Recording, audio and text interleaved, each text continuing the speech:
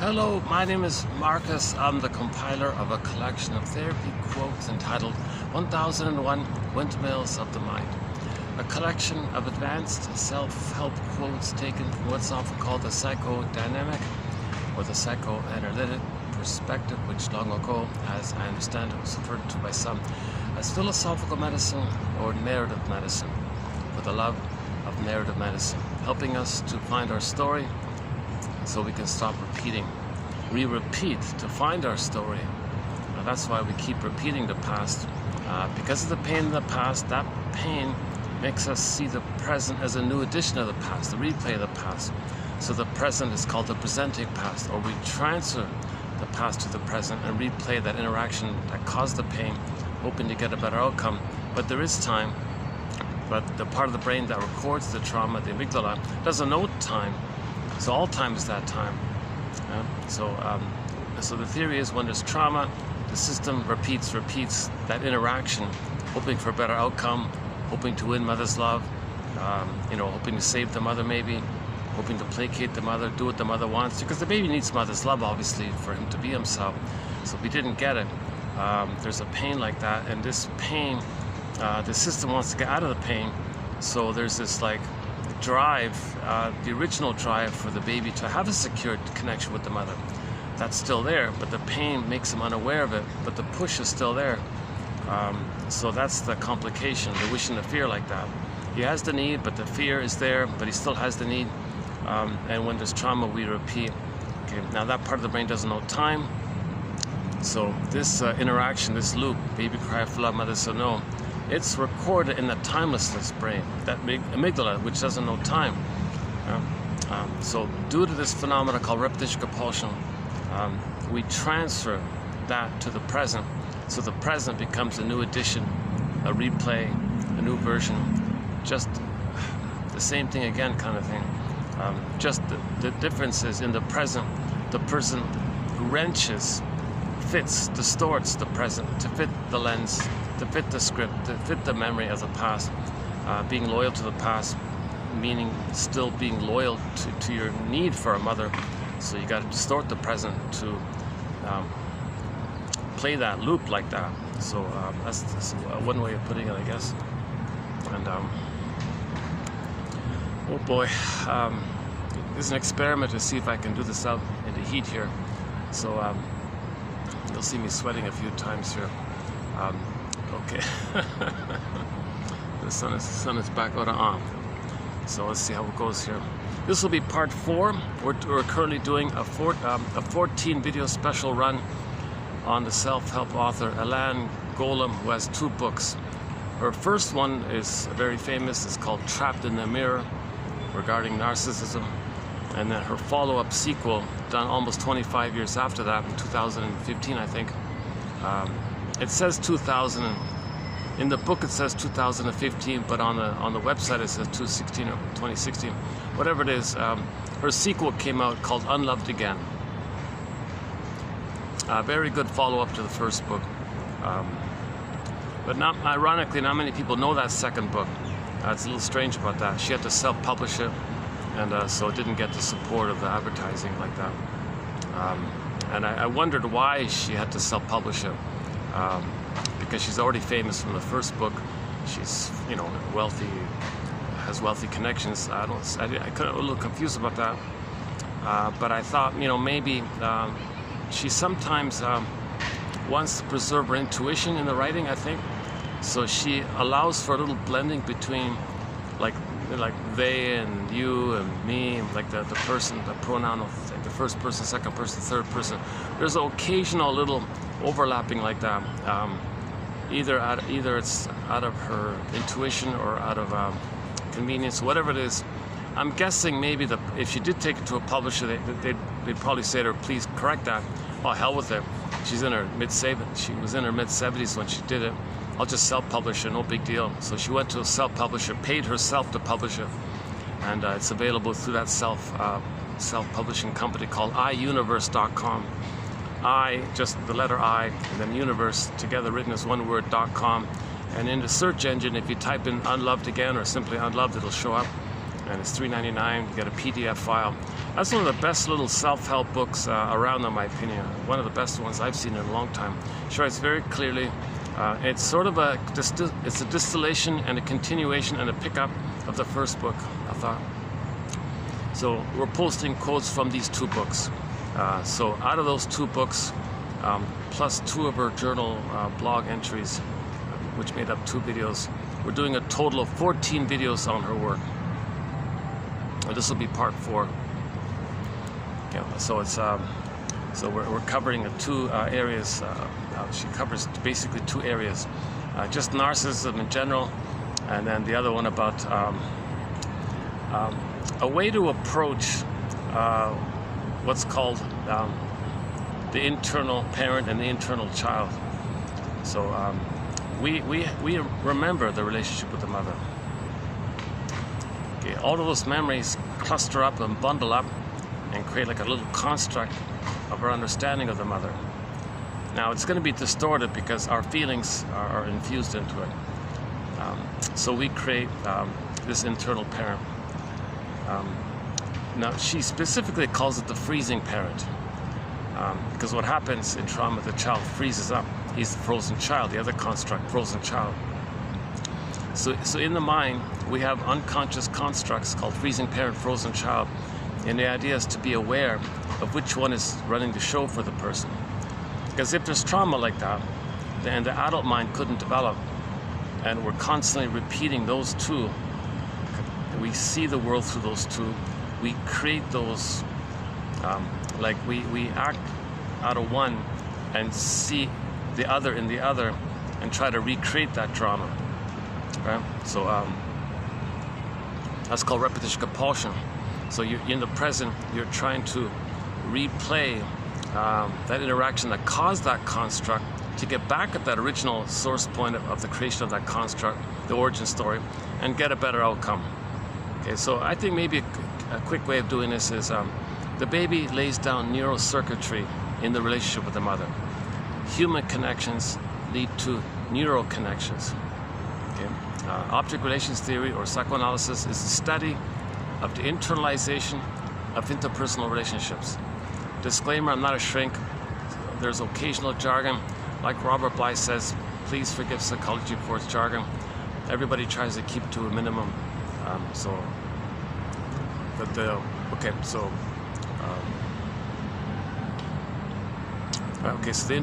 baby's brain is so malleable. He's laying down circuitry based on the interaction with the mother. Now, if that interaction with the mother is problematic, he lays down a problematic memory system, and it's frozen like that because of the pain. If it's painful, he freezes up his soul, his emotional body, his feeling self, his ontological self. I feel, therefore I am the self, his embodiment, his sense of at home within, like that. Okay, basically his beingness. His beingness. I don't use Mr. Jung's, anima for the man and animus for the woman. I get away from that. Let's just keep it simple. The beingness or your embodiment or your emotional body, like that hum within, that warm feeling that animates from your beingness. I feel, therefore I am. This kind of at home within, your sense of self, your ontological self, your feeling self, your emotional body, your emotional self. This kind of home within, this embodiment, your feeling self, this is really, we're really meant to live out of that state where we have this kind of beingness, sense of beingness. Okay. Now, in trauma, if the baby's traumatized, he flash freezes that beingness, so it becomes flat affect, gets numb like that. And so we create storytellers will describe by saying, well, let's personify a person's beingness. So in Snow White can be a personification of a person's beingness, Rapunzel, and so on. Okay. And then it'll be exiled and locked in a tower, in a coma, in a box. Okay. So it's distant from us, it's not alive, unavailable. So we're not connected to our beingness. So we exiled our beingness, meaning it's deep in the forest. So the myth of fairy tales, the forest. That means it's an limbic system, dark, jungle, survival ideas. That part of the brain just cares about survival and reproduction. So the storytellers would use jungles and forests, that your soul is lost there, meaning the memory of it was there, but it froze up. So Snow White in the coffin's a good one, right? You see the image of Snow White. there's a glass wall there, so you can't feel your beingness. There's a wall there like that. To boot, she's in a coma, and there's a huge gap between their awareness of it. And that's in the forest means repressed into that limbic system like that. So the baby, first thing the baby does if the mother's hurting him. So why would the mother hurt the baby? Doesn't make sense. Well, maybe she's impaired. Maybe she didn't get the love that she needed back in her past, and she's repeating what happened to her by using the child as a stand-in for her. She plays the shaming mother, shames her own baby the way she had been shamed, and then due to hocus pocus, primary imitation, Alice in Wonderland thinking, she thinks the baby she just shamed, who was her, automatically she thinks the baby's the mother who hurt her. Now she's angry the one she just shamed. So the mother's impaired means she's traumatized. She's traumatized. The mother didn't go through the developmental process. The mother didn't get her needs met. She wasn't loved, and she's trapped in the mirror herself, and she's in pain, and she's repeating what had happened to her. So when the baby comes along, she just pulls in the baby in her drama and recreates like a staging, like a theater thing, her past. So for the mother, all time is that past. So she's not present to meet the baby's needs in the present, because the present is just a new addition of the past. So in effect, she says to the baby, sorry, hi there, baby. Welcome, but I'm sorry, I can't meet your needs. I can't see your needs here. I'm in this compulsion to replay my trauma. So what I'm going to do is I'm going to cast you in the role of me in my nursery. I'm going to play the shaming mother. Okay. So you're going to do the crying for love for me. See, I once upon a time cried for love, but my mother hurt me. I'm going to become the hurting mother.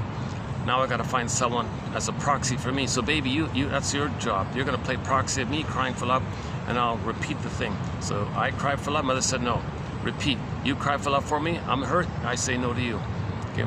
Now that's part A. Part B is, baby, I'm sorry, but now I got to see you as the mother who hurt me, and now I'm angry at you. Now the poor baby's saying, hold the phone here, mother. I'm neither you nor your mother back then. Why are you stuck with? Why can't you see that I'm your baby in the present? Oh yes, materially I understand you're my baby in the present. I get all that, but emotionally I have this compulsion to, I'm driven by this iceberg thing, this all of my eros and life force is to get out of the pain with my mother. I didn't get her needs met. So I'm still crying for love like that, you see? So now, when I was so hurt with my mother, I became her in effect to have a mother. So the condition to have a mother is I gotta mimic her, imitate her, placate her, I gotta imitate her. Because she herself didn't get the oneness phase with her mother, so she used me to meet her oneness needs. So now I'm stuck in the tar pit of mimicking her, imitating her, so she can feel one. Because my mother didn't get the oneness, so she needed me to be the oneness, create the oneness for her. So I'm stuck imitating her, mimic her, so she can feel oneness like that. So this is a pain for me, baby. You see. So I have a very unresolved issue here with my mother for her doing this to me. I have a real struggle with her, a real battle with her, and I want to get out of this pain with her. And so, due to repetition compulsion, I'm going to repeat my efforts to get mother's love. But the problem is I've become the shaming mother who shames myself. I don't want to always feel the pain of shaming myself. I need somebody to shame to make me not aware that I feel shame. I need somebody to hate so I don't feel my self-hatred. So baby, you got to be like a sponge and absorb my hatred, and I'm going to shame you so I don't feel the pain of me shaming myself. Okay, you see, baby, what's going on is the self and the mother are one. Okay, the self concept and the mother concept are all one. See, so mother shamed me, I became the shaming mother. So in my mind, okay, I'm the freezing parent and I'm the frozen child, but I become the freezing parent as a defense against my unawareness of the frozen child. So you, child, you're going to play my frozen child one, and I'm going to repeat the thing. So you're going to try your best to save me, and I'm going to say no. You're going to try to placate me, I'm going to say no. You're going to express your needs, your wishes, your feelings, I'm going to say no, no, no. So baby, I got to repeat what happened to me. I'm sorry. I can't be present, emotionally present to me, to give you love, because I never got love. All I have is my pain from my past. So sorry, baby, you better protect yourself. Baby says, yikes, what a dilemma. Oh my God, yikes. Yikes, what a curse. What's the baby going to do? Baby says to himself, well, if that's the case here, well, first things first, baby says to himself, my beingness, my authentic self, my golden ball, my treasures, my gifts, who I'd be had I been loved, who I'd be had I had a loving mother, who I'd be had I had a mother who's able to love me. All of that potential, my authentic self, my true self, my real self, my beingness, my home within, all that I gotta flash, freeze, and exile it. I gotta send it deep in. I gotta send it deep into my brain, like that, called repression. So I gotta protect my. So I'll freeze up my child's side, my authentic child's side. Now wait a minute. What kind of identity can I have here? Baby says to himself, wait a minute. What about way back in the uterus, when everything was safe and I was a king on the throne? I had infantile megalomania. So that's what baby says, all right, I'll take refuge in that time in the uterus where I thought I was special, on the king, on the little king, His Majesty, the baby on the high chair. So sidebar here, all babies think they're kings and gods in the uterus. They think it's all about them, everything's for them. It's called narcissism. So he's going to take refuge in that old archaic time in the uterus, and he'll think that's called narcissism. So he'll take that as his identity. What has he got left? Okay, his authentic self, his natural child, now it's all frozen exile. Snow White in a coffin, Rapunzel in a tower. Okay, the golden ball down the well. In the Greek myth, Miss Core's on the field. Earth opens up, she gets pulled down like that. The Iron John's in a cage. Golden balls. Okay, all these images like this. So the baby's going to take refuge in that grandiose part self, he says to himself. Now the baby says to himself, wait a minute, mother's hurting me here. I got to attach to this. I got to have a connection to the mother. Now I'm in pain here, and my instinct is to turn to the mother for soothing, but she's causing me pain, and I got to go to her for soothing, and she's hurting me. Oh my God, how do I do this? This is trauma bond, this is traumatic attachment. So the baby says, Jesus, this is really desperate here.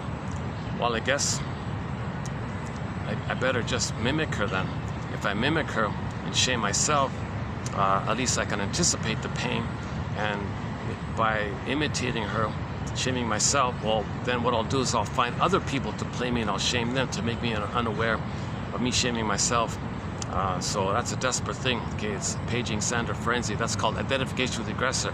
Baby can't be himself. He can't be himself. To have some connection, a trauma bond, he identifies with the aggressor. So he becomes a shaming mother. He becomes the freezing mother as a layer over the frozen child one, which is exile. Now, when the baby grows up, the baby's gonna, as a person, they're gonna repeat that dilemma. They want to get out of that dilemma. Repetition compulsion. So if a person identifies with the aggressor, right, in new situations, every new situation they replay the record. Let's do the record quickly. Edmund Bergler, one of our mentors, has a theory about the record. Oh jeez, a little awkward when someone's just kind of staring right at, looking right. Wow, not too bad, but I'm in a public park here. So the problem is I can't use the mall thing. Let me just get used to this then. Hold on a second. So I gotta keep it at this angle, because if I look that way, I got the huge jumbo screen flashing. A little bit distracting. But if I look this way, I got all the people sitting on their benches and the chairs and things. Okay, sorry about my logistics here, yeah. Let me do some, hold on a sec, let me do a little.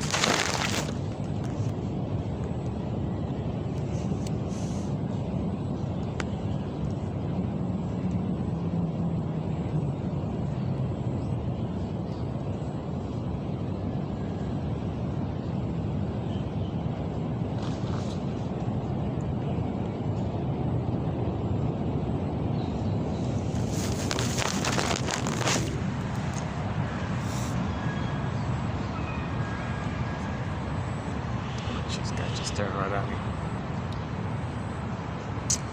Oh, it's awfully annoying. Let me see. I'm gonna have to move here. One sec.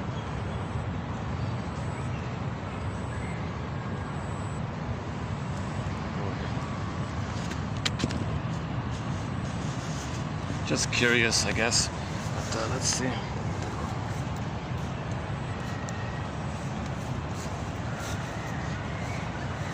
Let's go back to my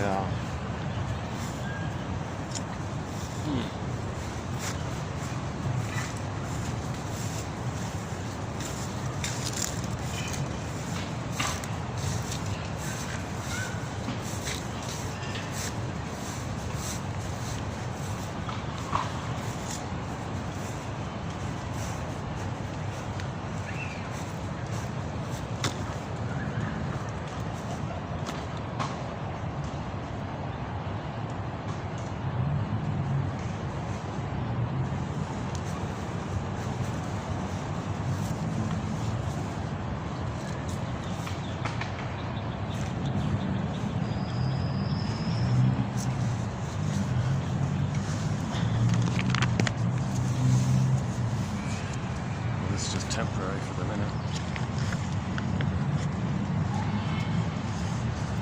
Okay, sorry, yeah. Okay, let's quickly do Edmund Burglar's theory about the record, describing repetition compulsion. So that's the premise number one, that there is such a thing called repetition compulsion. The reference here is TQ 2119, therapy quote TQ 2119 by Paul Libby Russell. It starts there, and then you read the quotes following it. Roughly 2119 to I think 29, basically.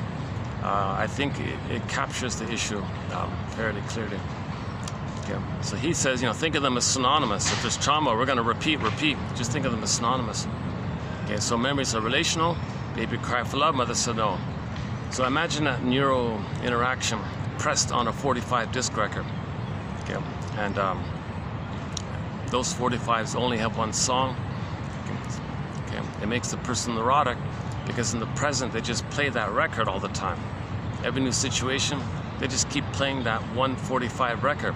Burglar says, every neurotic is a music enthusiast.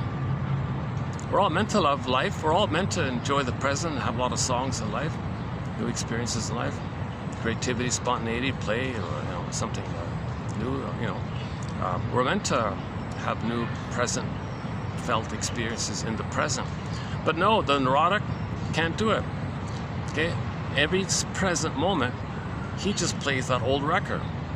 Again, every neurotic is a music enthusiast, but he only has one record. He carries it with him everywhere he goes.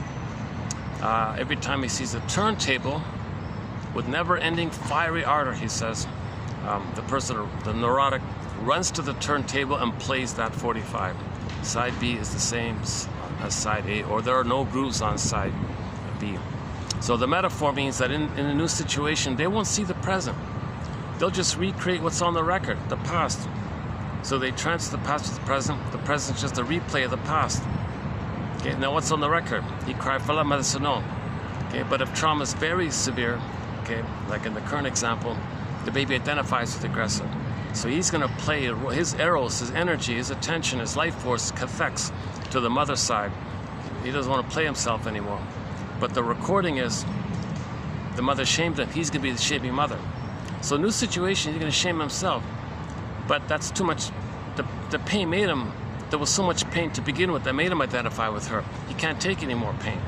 So enter proxies. The people in front of him, whoever he's relating to, okay, he's got to find someone to play the role of him whom he's going to shame.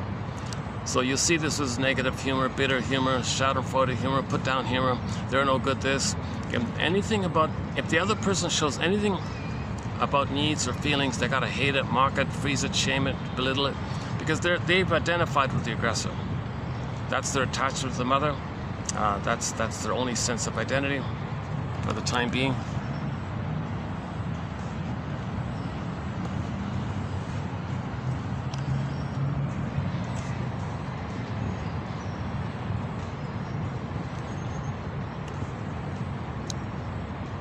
Okay. So he's got to play the record, right? So he finds a proxy on his child's side's behalf. Okay, so remember, proxy means when someone plays a role for you, has an identity of yours, or does something for you, or feels for you. Okay, you believe it's you in some way, shape, or form like that. So in your fantasy, the other person is your child side, wanting love and all that. And you're the freezing mother, you're the frozen mother one, you're the freezing mother one, you're the rejecting mother one, the shaming mother. Okay, so in the new situation, it's like a compulsion. Oh, you wanted something? No, you're no good. He did it. He recreated that thing in the past with the mother. Okay, so originally the baby, tried to have a warm attachment with the mother. For whatever reason, the mother rejected her harshly. Okay, and whatever the mother did, it's wildly exaggerated. So the mother making a little mishap, the baby thinks the mother's a monster trying to eat him. It's wildly exaggerated for the baby. So the image the baby makes is wildly exaggerated. Okay, so anyways, that image is gonna co-opt the person. Okay, so the others will be seen as innocent, wanting love, like the way they were innocent originally, wanting love. Okay, and in the original case scenario, mother shamed them and said no. Okay, so they identify with that interject, the memory of that, and they're gonna be even more stubborn, more aggressive, and more harsh, and more negative, and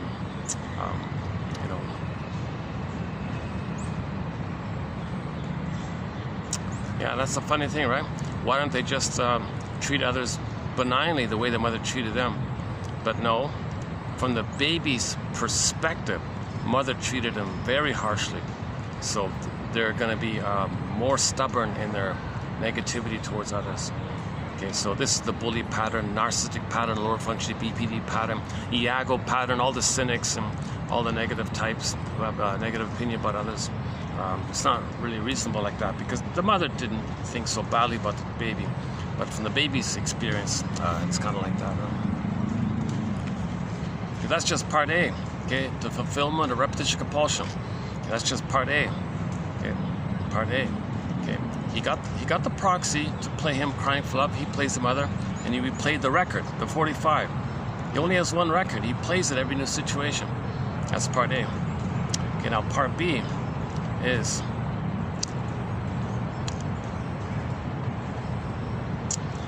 okay, when there's trauma, we have the hope for the fulfillment of old unfulfilled needs. So we still have this hope to get mother's love.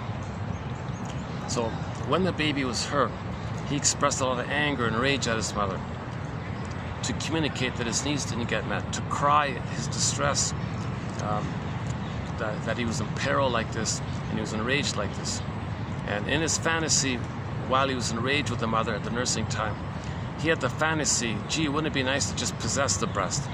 And he was so hungry, and he was so being refused, not just possess, but gobble up, so he can to control and more firmly possess or something. So he felt like a hungry wolf, basically, kind of thing like that. So you have that kind of oral greed, this oral rage greed, like that they call it. Okay, so that's the point where he was expressing his rage, and the rage crossed over into fantasy that he wants to gobble up the breast. Now remember, the breast for the baby is his possession, he thinks. The baby doesn't get that the breast belongs to the mother, and the mother's feeding him through the breast like that. Baby doesn't quite get that. He thinks the breast is his possession. He owns it. It's his thing. It's a part of him. It's one with him. It's the breast mother, they call it. In some recently, in some languages, they have a term to distinguish between the baby's understanding of the breast called mama. Is that right? Where he thinks it's his. And then later on, people know that the mother's a person called the mother like that. Oh boy, the sun's coming out here. Hold on a sec. Do another perspiration management. Yeah, this is. I'm trying to make this outdoor thing here work, but geez, between the interruptions and.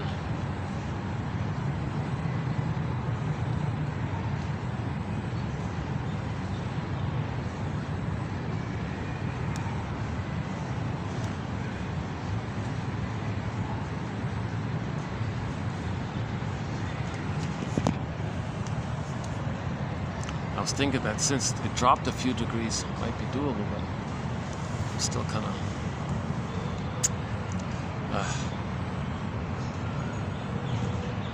I do have a backup spot. I can go to in one of the malls there. There's one of those kind of you pay a fee and you can use their workspace kind of thing. Let's see. Okay, now there's some clouds coming up, so let's just wait for the clouds to block the sun here. Where are we here? So if the baby becomes the angry mother, how does he fight with her if he is her? Okay, so back to double thinking, hocus pocus, auto-hypnosis. Okay. So the person first uses the proxy. In the repetition, in the replaying of the record, the other person plays them as a baby. As they are the rejecting mother, shaming themselves, but they see themselves onto the proxy person, so they're shaming them. Okay? At the same time, hocus pocus, auto-hypnosis, shape-shifting, morphing in the mind. Okay? He believes that the one he's shaming is the hurting mother that's hurting him, while he's being the hurting mother, hurting himself. He thinks the victim is the mother hurting him. So now he plays his anger at the one he's just shamed to continue with the fantasy that he wants to control the person, devour the person, and gobble up the person in his fantasy like that. So in other words, he wants to, so he's replaying what happened. The original thing is, he was shamed and he was angry at the mother like that. Okay, so the other will play his shame self, then he'll flip it, oh, that's the mother whom he's going to be angry at.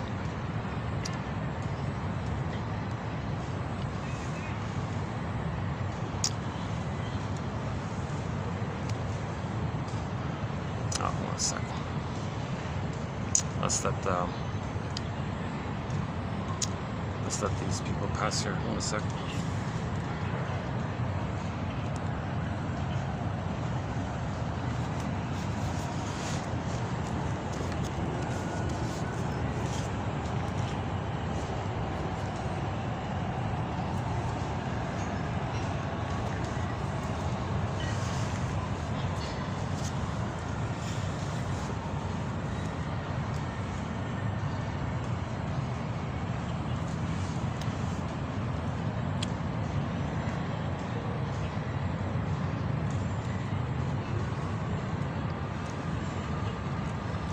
You know, back to self-awareness. Let me do a sidebar here thing.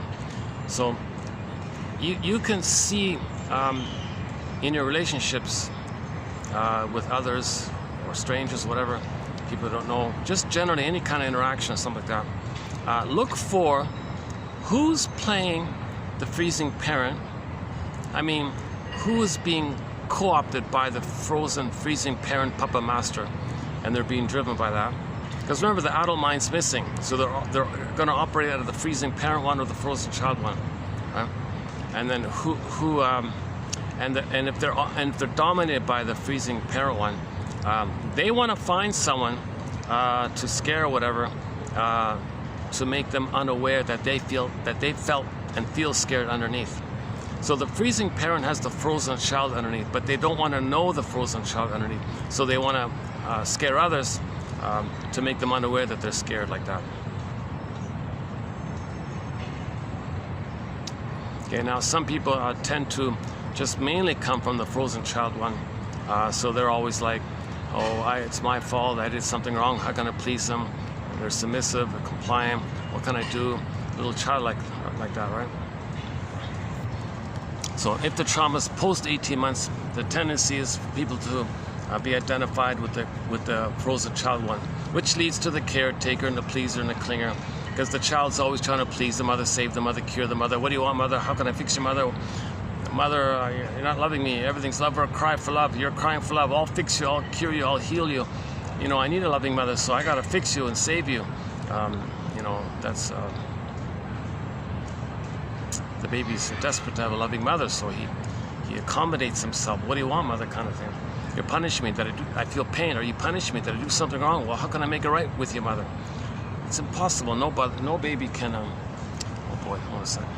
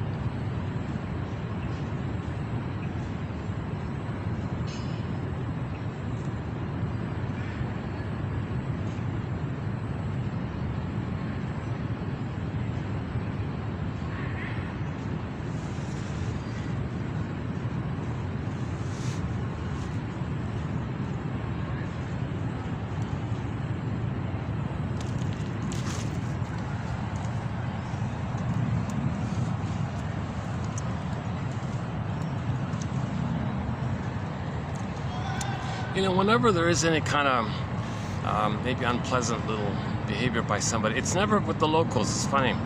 It's never with the locals. Like, you know, it's 99.9% with you know,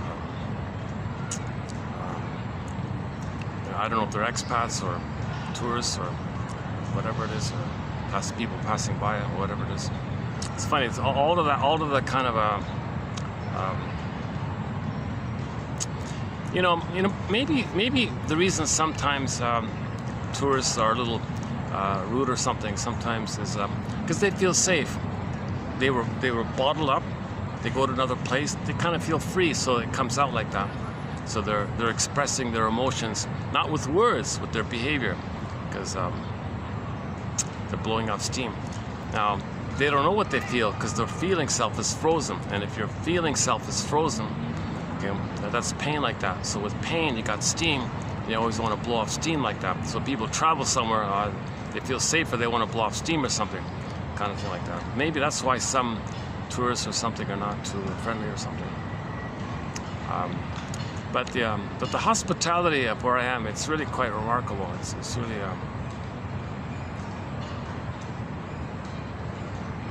maybe it's a combination of the year-round weather. Generally being warm. It's either hot or it's either rainy season or hot season, I think.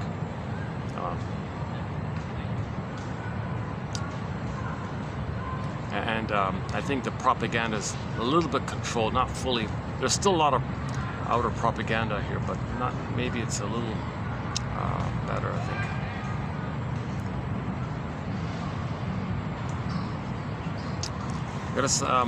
So yeah, I got off topic here. Let's go back. Let's go back to the basic point here. Yeah, geez, when I'm sweating, it doesn't look good in the video, eh? Well, it's not a vanity project, so the quotes are posted below.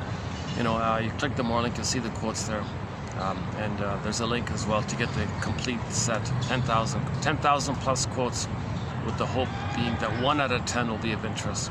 Again, this is for people at midlife, people over 30, over 35, whenever a person feels like something's missing, at that point forward, it's for those people, kind of thing.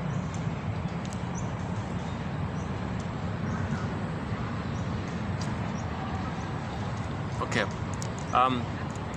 the baby, if the baby's needs don't get met, he thinks he's a goner, he's terrified, right? And he's going to freeze up. Now, when does the baby freeze up is an interesting theory. The baby has a need for what's called a secure attachment style with the mother, a way of relating, a style with the mother that's it's a rhythm of safety where the baby's needs get met during 5 phases. Okay? The first phase is in the uterus. He needs a welcoming womb. He needs a paradise, one with the mother. So likewise, with the breast being the baby's possession, the whole uterus and the mother and the whole thing around him, he thinks it's his. Okay, that's called infantile megalomania. He's autocratic like that. He doesn't know that the mother's feeding him, sending him oxygen, things like that. He thinks doing it himself. Anyways, there's no interruptions. It's a rhythm of safety. baby, cord, placenta, mother, placenta, cord, baby, do, re, mi, 1, 2, 3, ABC. It flows like that. The center vein sends down the nutrients and the oxygen. Everything the baby needs gets sent down that center blood vein in the cord. Okay, and it flows just in time like that. And the baby's waste elimination spiral are sent up helixly upward to the placenta. Placenta cleanses, does what it does. It's all cleared out. Okay? And then the center vein sends down the food. The waste gets sent up. Okay, and then so mother, placenta, cord, baby, baby, cord, placenta, mother, mother, placenta, cord, baby, baby. Okay, do, re, mi, 1, 2, 3, A, B, C. It's all flows, it's smooth like that. The theory about the veins, the symbol of the medical profession, you got the staff and the two snakes going up. They base it on the cord, apparently. One guy believes. It's hard to think that it's a pure coincidence, you know, but because he was saying, you know, the medical profession, it restores health because it's very healthy like that. If the baby has the cord and the proper blood flow thing to the placenta, to the mother, there's good health like that. So if there's a problem there, he's sick. Well, the medical profession, well, let's restore the proper flow. So patient interacts with the doctor replies. Maybe they use the cord like that. The staff meaning the cord, the seducius or something. Oh boy, I'm sweating here again. Jesus, hold on a sec. Why am I still sweating? Is there another cooler spot? There's the problem. There's zero breeze right now. My goodness. Look at. Maybe there's some kind of breeze. Hold on a sec. Sorry.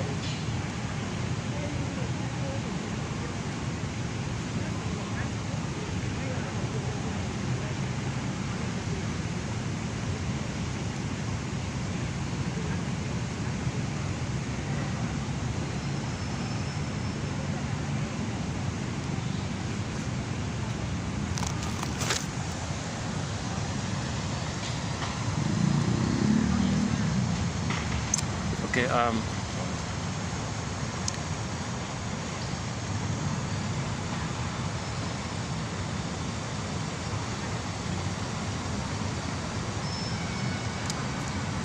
okay, so the baby needs paradise, okay, Garden of Eden, Shambhala, okay, Shangri-La, Nirvana, this blissful state, okay. Now, if the mother listens to hard rock music, okay, he's kicking around, he's scared.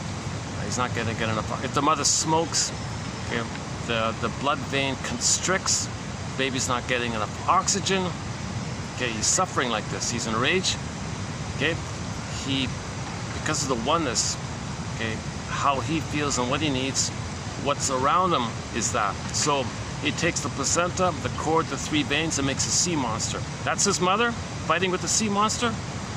So he's in hell now because he's being rejected of his needs. That's his identity.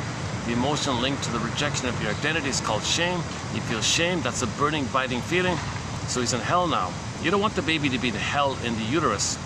Is the uterus a friendly place? Okay. If the mother's arguing, you know, or drinking, and so on.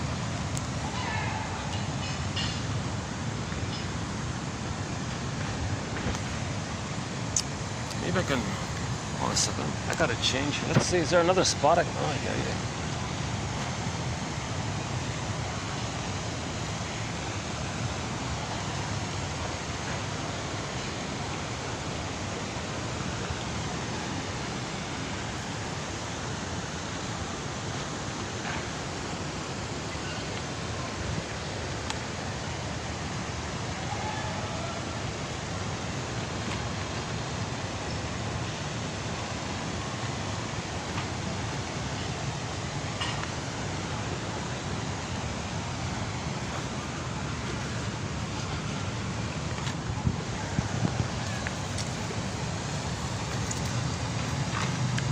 I was looking,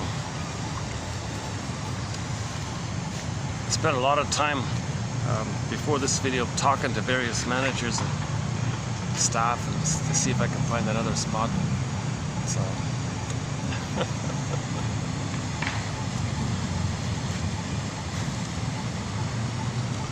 Okay, let's try this for now. Yeah, so the baby needs, so he needs safety in the uterus, obviously. Okay, there's a lot of material about that, so I won't do the whole secure type. That's a 2-hour video, by the way. Not doing that one. Okay, so the 5 parts. Part 1 is the time in the uterus. Part 2 is the birthing transition. Okay, he needs a gentle birth, laboyer birth, lotus birth. Okay, so the key point here is the lotus flower. Lotus flower stem pod, baby cord placenta. Keep it intact. Okay. So when the baby's born, you hand the baby directly to the mother's bosom. He's looking for the nipple. He's going to latch on. You leave the cord, leave the placenta, lotus birth. Okay, the placenta and the cord, indigenous people have been saying for 100,000 years that the placenta is kind of like the baby's spiritual source, power source, like that. It grounds him. It's his feelings, and there's so much going on with the placenta for the baby. So don't remove his source like that. It connects him to the mother, which is the world for him. Okay, so you leave it all there. Somebody explained the only time you're allowed to remove the cord prematurely is after the blood flow is completed its cycling process, 2 or 3 days later. Right? So if you see the cord turn white and the cord flattens out like a pancake, then that's the only time it might be okay to remove the cord in advance. Better yet, just let it drop off on its own accord. Lotus birth. Let it fall off on its own accord. What's the big deal? Give him all the support he can get. Plus, there are usually complications at the birth, so he needs all the support he can get. So imagine that. Maybe there are complications at birth, and then you remove him from his spiritual source, his power animal, his guardian angel. You remove him from that kind of connection to nature like that. He's terrified, like he feels like he's falling or something. He's terrified. And then you put him on a scale, a cold scale. He's separated from the mother. He's supposed to have a continuity of paradise. You broke his paradise. That's a trauma. That's called birth trauma. You don't want to break the paradise for the baby. And then Klaus and Kettleman make a big point about the time sensitivity of this whole thing. Because at the moment of birth, the mother produces a flush of oxytocin and bonding hormones, attachment hormones, for the baby to create the oneness with the mother. The baby needs that oneness. The hormones are there to make the oneness. Plus, the mother needs the oneness so she can understand the signals the baby sends if that oneness is there. If the oneness is broken, you put them on a scale, you remove them, it's broken. So then you wrap and you wash them up, put them in a towel, it's all broken. The baby needs the cord to stay, skin to skin contact, the emotions in the child, the emotions in the mother's body. There's a kind of a rapport there. The mother's attunement, the baby's feelings running through the body, the mother's body senses it. She can provide a presence and soothing, and there's like a flow back and forth called attunement, called recognition, like that. This is skin to skin. Okay? So you got to leave the smells in the skin, and baby's nursing. Leave the mess, leave the smells. Come on, seriously. The baby needs that blissful kind of condition. Okay, and then the third part is loving gaze. When the baby looks at mother's eyes, okay, he picks up her attitude. So ideally, she has a kind of a welcoming, loving gaze. I see you. I'm here. Welcome, like that. Then he'll welcome himself if mother welcomes him. How the mother treats him, he'll end up treating himself. So the 3 parts there: the skin to skin, okay, natural feeding, and the loving gaze, like that. So if you remove the baby, the mother's hormones dissipate. Put them in a towel, hormones are gone, the baby's returned, it's all broken. It's you see, that's birth trauma, meaning the child's soul is frozen, exiled. He'll develop a false self, and he'll live with the false self, and then in midlife he'll say something's missing.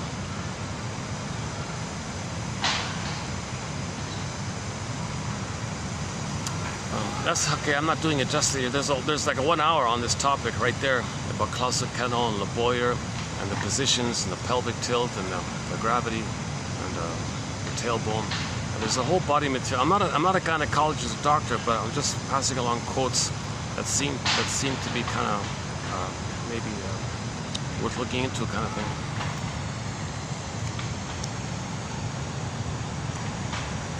See, all the more reason to hand the baby to the mother directly if there are any complications, because the mother can heal any distress that the baby experienced during the birthing. But that'll be robbed away from the mother. The mother will lose that opportunity if the baby's too traumatized, too frozen, too taken away. Some babies are taken away for a long time, and then some babies are put on what they say a torture board in a straitjacket, and he's severely cut and damaged, and he's screaming, he's disassociated. Oh my God, his adrenaline, he's got PTSD now, and he's really frozen up like that. So there won't be the bond. The bond will be broken. If that takes place, if that cruel thing takes place, the CIRC procedure thing, shortly after birth, whatever, that's clearly directly birth trauma to do such a thing. That shouldn't take place. Okay, so the baby needs a paradise, a oneness to the mother. Okay, so the baby's in the water world, one with the mother in the water world. He makes a huge transition to the land world, but he still needs the oneness. So mothers do everything they can in advance to increase the odds of a natural birth, gentle birth, like that. And if there are problems, it's okay. Just leave the cord and hand the baby to the bosom. The mother holds the baby warmly in her arms, welcomingly, like that. And the role of the father is to protect all this. If the gynecologist wants to remove the baby, take away the cord, well, enter the sacred masculine. The sacred masculine protects the baby.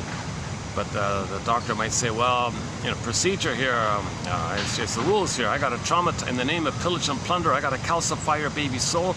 So he'll identify with the monster image and he'll treat, and then he'll plunder because, okay, so hang on. When the gynecologist says, in the name of pillage and plunder, we got to traumatize your baby, the theory is the baby's going to create like a monster image in his mind. And he'll think that based on his emotions. So his hate and rage, that's his link to the mother. So he's got to be like that to have a mother. Now, when the baby's traumatized, he believes that image robbed him of his home, his land, his embodiment, right? Robbed him like that. The mother was a robber baron, a short seller, a pillager, a plunderer. Gave him poverty like this, gave him emptiness like this. So he's got to become like that. Okay, now if he identifies with that strong image, okay, repetition compulsion, okay, as above, so below, okay, land outwardly, he'll want to rob and steal because that's what his mother did to him, and he's the mother. So in the name of pillage, we gotta traumatize your baby so they'll pillage. Well, the role of the father would say, look, I'm sorry, gynecologist, that's what happened to you, and you're doing this to my child because that's what happened to you, and you're not aware of it. Well, the buck stops here. You don't traumatize my son here. Get out if that's the case. I'll take it from here. No, hospital procedures. I'll lose my job. I'll sign any waiver you want. You hand the baby to, or better, I'll hand the baby to me, or set it up in advance that it's understood that the baby will be handed to the bosom right away, kind of thing. Oh no, we gotta weigh him for our forms like that. I don't care about the scale. I don't care about the weighing. This is nonsense. This is just some excuse to hide that you want to traumatize my baby. I want to protect my baby's soul here. You want to rob him of his soul and you want to make him violent or something. No, sorry, no, can do. So the father in the delivery room can protect the baby and make sure the baby is handed to the bosom. Leave the smells, leave the cord. No, I got to remove the cord. It's a procedure. Okay, no. What gives you the right to remove my baby's spiritual guardian? What gives you that right? Well, it was done to me. I got to do it because I don't know that I don't know that it was done to me. Well, I'm sorry it was done to you, and you don't remember it, and you want to repeat it because you don't remember. Well, buck stops here. Sacred masculine. So, okay, memory, repeating, and working through. If the gynecologist. Okay, so in general, when we don't remember something, we repeat. So he's going to repeat. So he's going to repeat what happened to him because he doesn't remember. If he remembered, he wouldn't do it. If he remembered, he mourned and had feelings. See, no way he would do it. No way he would do it. No one would do that when they have their feelings. In the name of pillage and plunder, we got to flatten your child's feelings. So he'll do that to others. When you have your feelings, you don't do that to people, right? You have your ethics and morality when your feelings are there. When the golden ball's there, you're naturally ethical and moral, empathy, feelings. You don't do such a cruel thing like that. So the father's got to intervene and protect this, because most gynecologists probably have little self-awareness. It's probably a requirement to become a gynecologist to perpetuate the pillage and the plunder. Klaus and Kennel made a huge contribution to stopping this kind of thing. I don't know how. If we need, I don't know how widespread their influence was, but apparently a lot of hospitals changed their procedures, and they said, okay, we'll focus on the needs of the mother and the baby, not our needs to make money.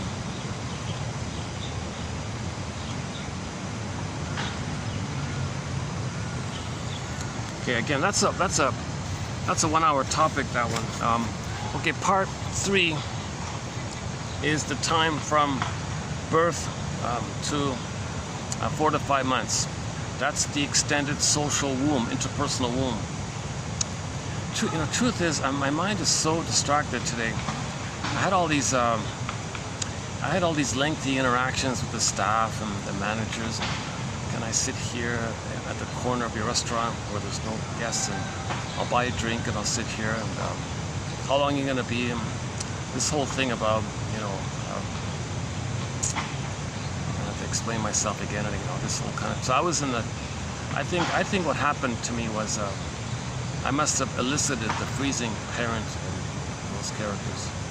And here I was, the child, wanting approval from the parent.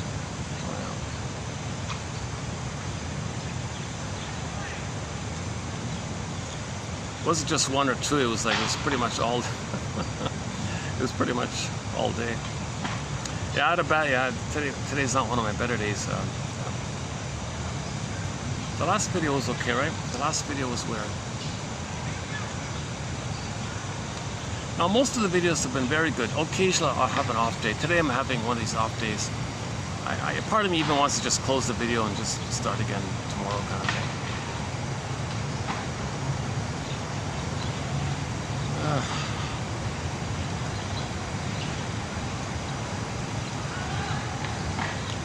Hold on a second. Do a water management. Maybe it's the heat. Maybe it's mainly the heat.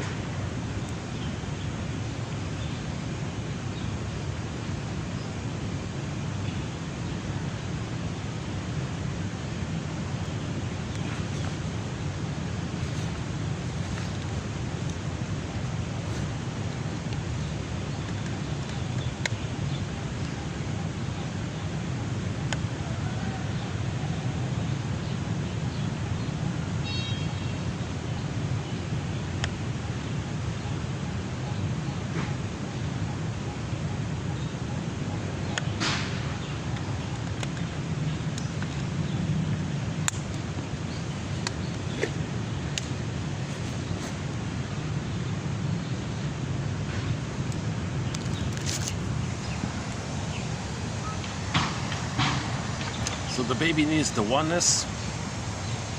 Okay. So during this oneness, like in the uterus, he thinks he's the center, he's entitled, it's all about him, he's little king, little god, everything serves him, everything's for him, okay.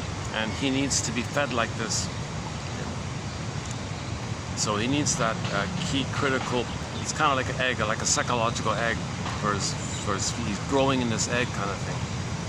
Out of this dual unity, okay, at 4 to 5 months ballpark, the baby has a sense of self, can now establish and hatch out of the previous blurriness of it all being him.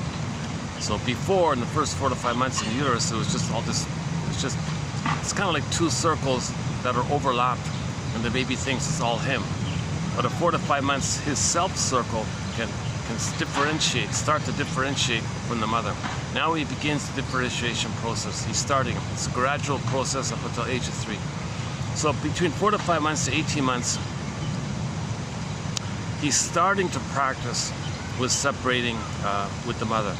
Now, the infantile megalomania is still mainly there up until 18 months. So now the world is basically his, whereas the mother was his. So the uterus life was his, the breast was his, now the world is his. So from 4 to 5 months to 18 months, he thinks the world is his oyster. He owns it all, it's all for him. He's a little king, little god in it. He's the center of it all. He's in this dreamy, kind of like solipsistic dream world where he's in this world and it's all like those snow globes, maybe like that, maybe something like that. Miss Harding calls it like the dollhouse, like everything is just to serve him like that. And he's the center of it all. Like how a child gives roles to the dolls, but the child's the center of it all, that kind of thing. So the child now has motor skills. He can walk, crawl, run, and he's running around. So he has a love affair with the world. He's excited. He owns the world like that. So the role of the mother is just to allow that. Don't rebuff him for it. Don't say, who do you think you are? That'll go away on its own accord. He's got to live through that. He's got to have that phase of him being a little infantile god, a little king like that. So the mother shouldn't rebuff him for it. So the mother says, look at you. Oh, I see you. That's awesome. Wow, look at that. Wow, cool. Wow, you're like a little god. Oh, wow. So you're like worshiping a god. Like, wow, wow, wow. Yeah. So let him have that kind of phase. Just gently distract him so he doesn't hurt him. Put a fork in the socket or something. Just gently. Don't hit him if he's gonna. And be careful with these things. Like, don't do this. Like that phrase. Like, don't do that. Don't touch that. Baby thinks, don't be. I'm wrong. No, the mother meant that thing you're doing is wrong. But the baby hears, I'm wrong. So mother's got to be careful. The baby is confused about doing and being. Yeah. His doing is so filled with his being, he doesn't differentiate it yet. So the mother's meant to kind of like make it clear. No, you're a wonderful baby. This thing that you just did. Okay, that's a no-go with what you did. But you're good. The thing you did, we don't like. But we like you. But that thing you just did, we don't like. But we like you. You got to make it clear that the being and the doing's got to be kind of clear. Like, so there's a book called How to Talk to Kids So Children Will Listen, I think.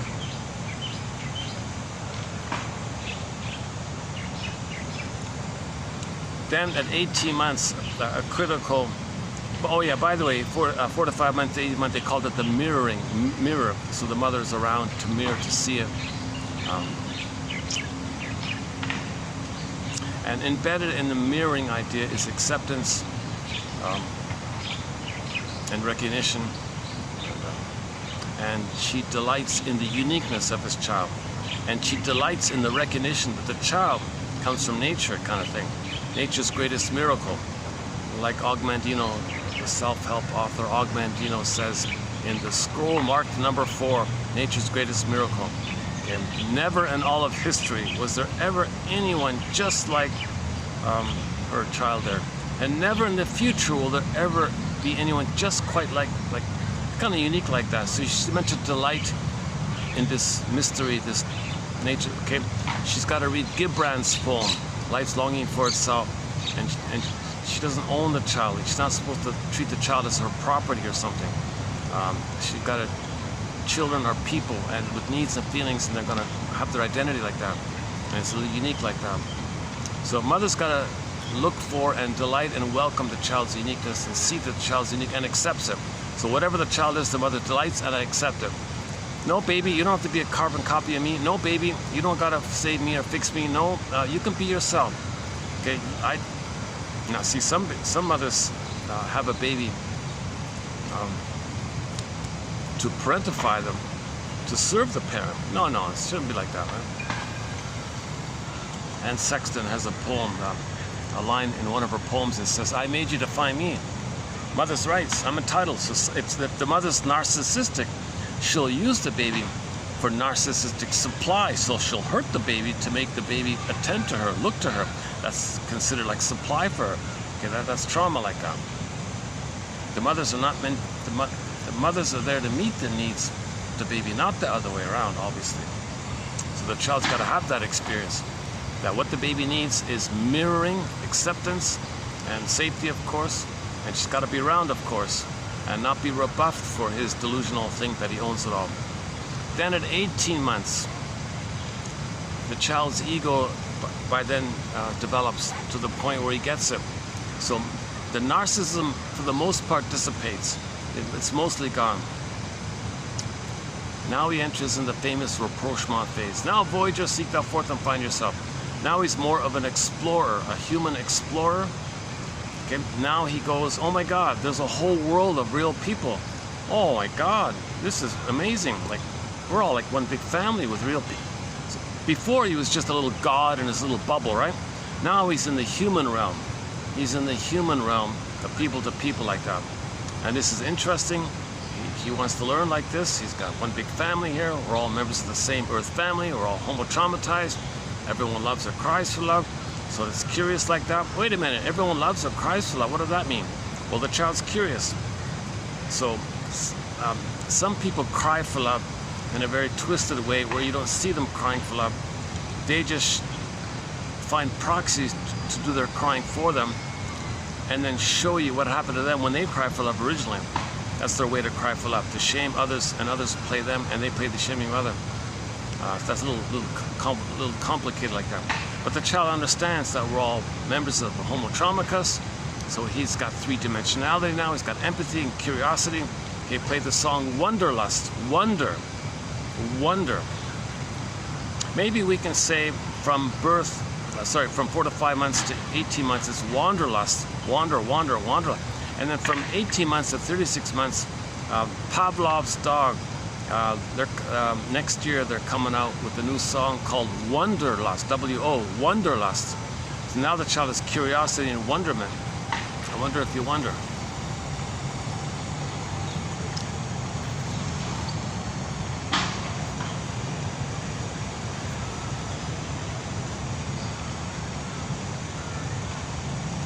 First time I came ahead, it was real novelty. I liked it.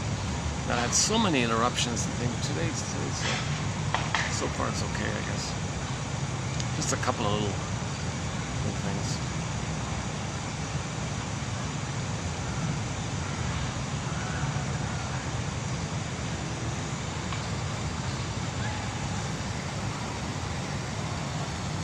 I have anxiety, so you'll see my anxiety in these videos.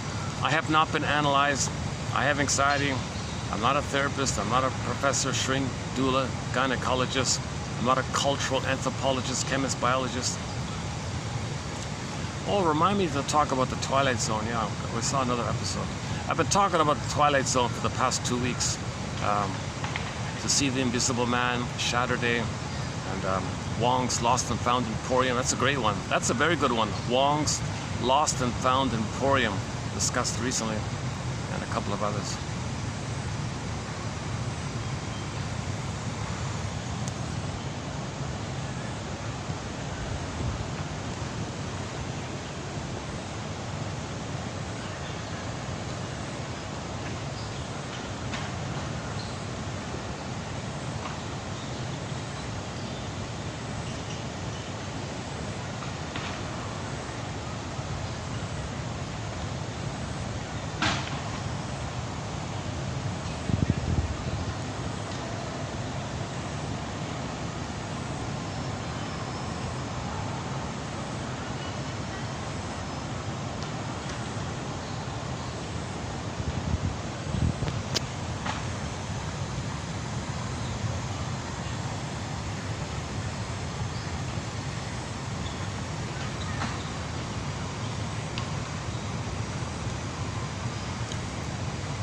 Man, my mind's still on those interactions earlier I had today. Maybe I was repeating a pattern of my childhood. Like, I actually decided I wouldn't do my video there. So I kind of rejected it in a way first. Then I would ask around about it, and then it'd be that I felt rejected, but I rejected it first. Why did I do it like that? Why didn't I just, okay, because I was trying to make it good. I was trying to make it an accepting experience. I was trying to make it a positive outcome. But I knew in advance it wouldn't, so I rejected it in my mind first. So, okay, let's go through the motions of it. Let's be disappointed again.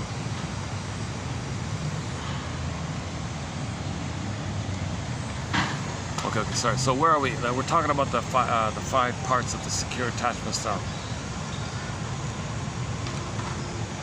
If the baby has a traumatic attachment, okay, so that's what we're dealing with is attachment trauma, interpersonal trauma, relational trauma. If the mother used the baby in her for her unconscious needs, for her repetition compulsion, okay, whatever old cunning tale's going on the mother's end,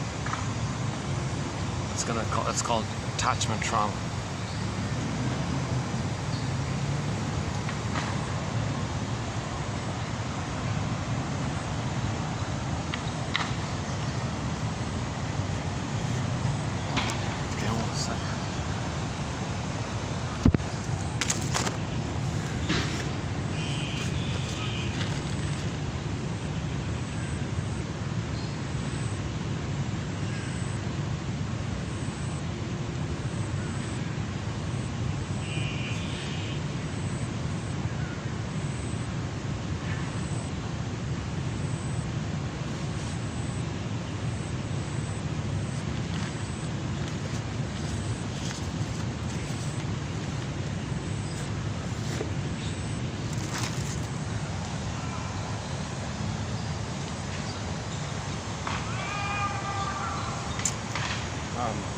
Okay, where are we here?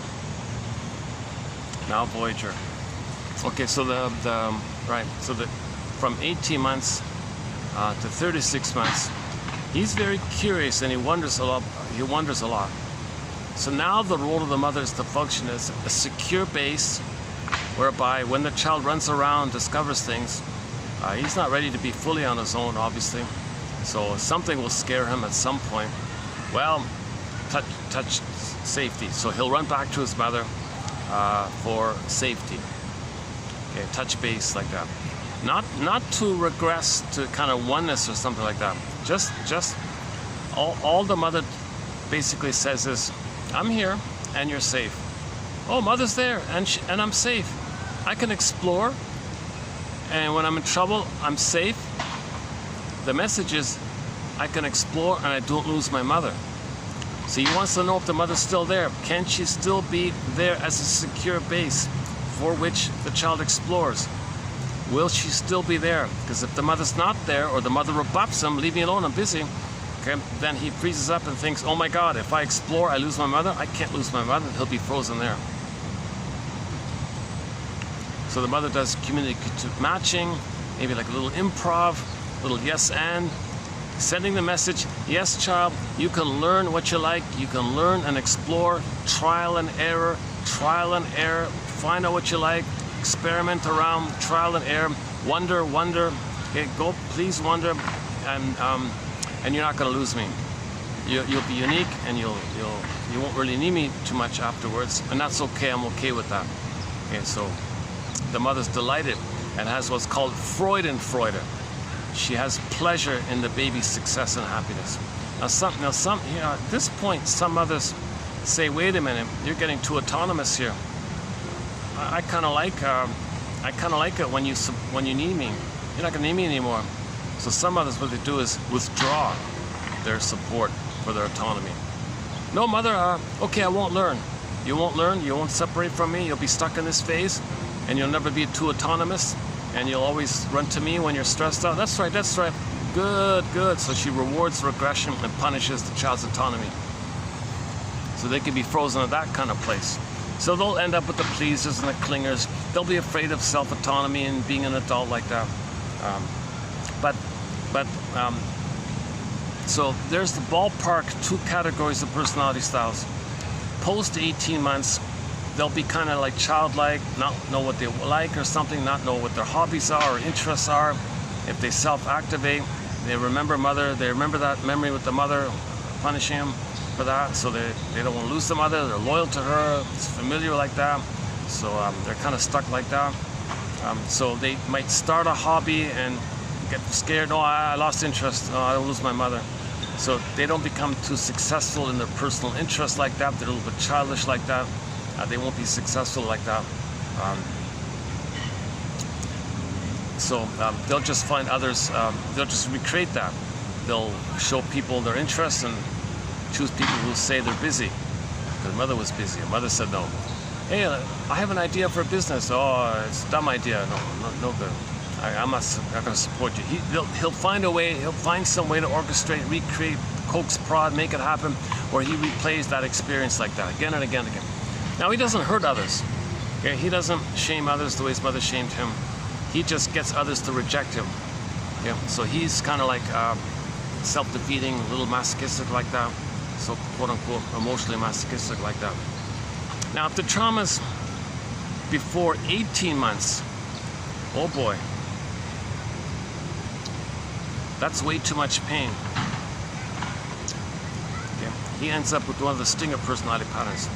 With the greater pain of not getting over that hump of 18 months, and he's stuck prior to 18 months, and there's too much pain there, the baby identifies with the aggressor. He becomes a shaming mother. He maintains the status of being a little god. He won't do now Voyager. He won't explore his interest. Okay. All he's going to do is go through life, okay, searching for narcissistic supply, somebody to shame, hate, okay, and to be one with the mother, and he's going to be addicted.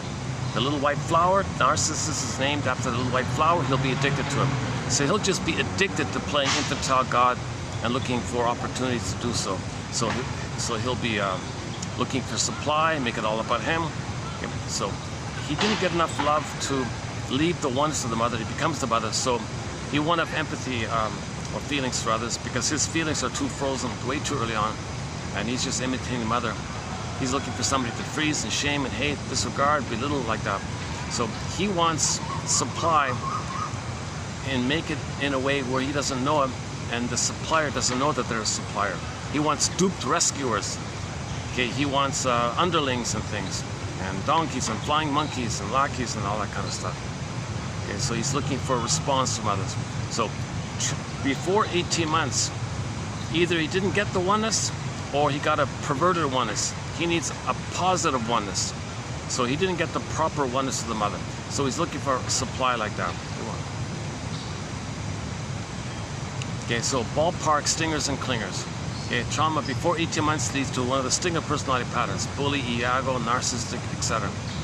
Okay. And the commonality of the stinger personality patterns is A, they identify with the aggressor, take refuge in infantile megalomania, okay, and then when they replay the record, find proxies to play them which they shame, and then hocus pocus, hate the one they just shamed, because the one they just shamed, they think simultaneously is the mother who hurt them, and they're angry at the one they just shamed. So the proxy first plays their unloved self, then the proxy plays the aggressive mother whom they hate. So so that's why there's so much prejudice and scapegoating going on with stingers. They need to hate someone else to make them unaware that they hate themselves. If they don't have somebody to hate, they got to face that they hate themselves. They don't want to do that, so they got to find somebody to hate. So they do what's called externalized living. They're always looking out. They're always outer. Like, what can they do outwardly? Who can they hate outwardly? Who can they? So the common features of the stinger personality patterns are hate, greed, envy, grandiosity, spite, vindictiveness, schadenfreude, grievous collecting. Bergler calls it injustice collecting. Okay. Now, since there's no beingness from the feeling self, if there's a loss, how do they mourn? Like, who mourns? A person mourns, but there is no an authentic person mourn. All they have is the refuge of the flare-up of the amygdala. which they're repeating all the time. The beingness is frozen, so they can't mourn. So if there's any kind of loss, they do denial, contempt, and sour grapes. They put it together and didn't even anyways. Okay, so they gotta put it down because others were their soul, which they shame, and they preserve their infantile megalomania, and they're one with the mother at the same time, and they're addicted to it. So their humor is dark humor, bitter humor, schadenfreude humor, sarcastic, cynical. Their philosophies are always quite negative. The Twilight Zone has a lot of cynical, negative episodes. I noticed that, but there are a few exceptions, but there are a lot of I think different scriptwriters wrote different episodes. A lot of the episodes have a underpinning of the scriptwriter being a stinger mind, like the one about the alien one. Let's not do that. Let's talk about that one. Yeah, I don't even know what it's called. There's another kind of a. Now let me look up the name of it first. I saw one yesterday. It was also kind of cynical.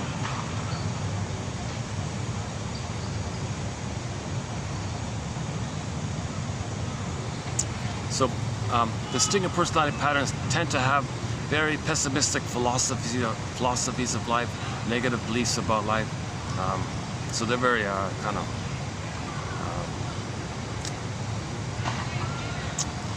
That's because these beliefs make them unaware of the pain. They repress the pain, and they don't know that the pain creates those beliefs. That embedded in those beliefs is them, that they're meant to be unaware that the pain created those beliefs. But those beliefs are created by the pain they feel, and the beliefs make them unaware of that. They repress the pain, make them unaware of it. So stingers cannot free associate, they can't tell the truth, they can't apologize, they can't feel, they can no gratitude or empathy like that. They're just in survival. They're operating out of the amygdala, which only cares about survival and reproduction. 1 second. Let me do another respiration.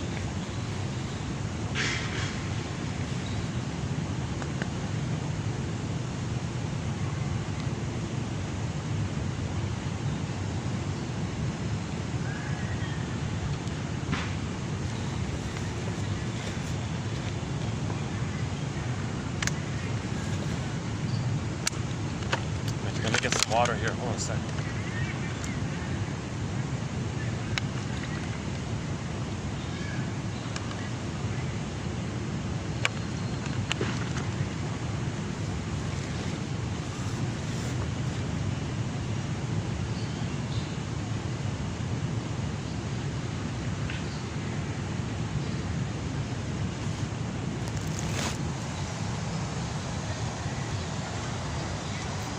So you got to think about how stingers are always in survival mode.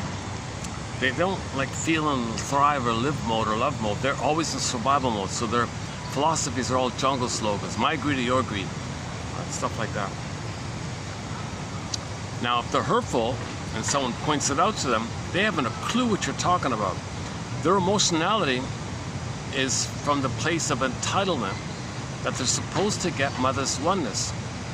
If they don't, they're a goner, so they're surviving all the time. So in their anger about it, if they're hurtful towards others, they're not at a place to apologize or feel about it.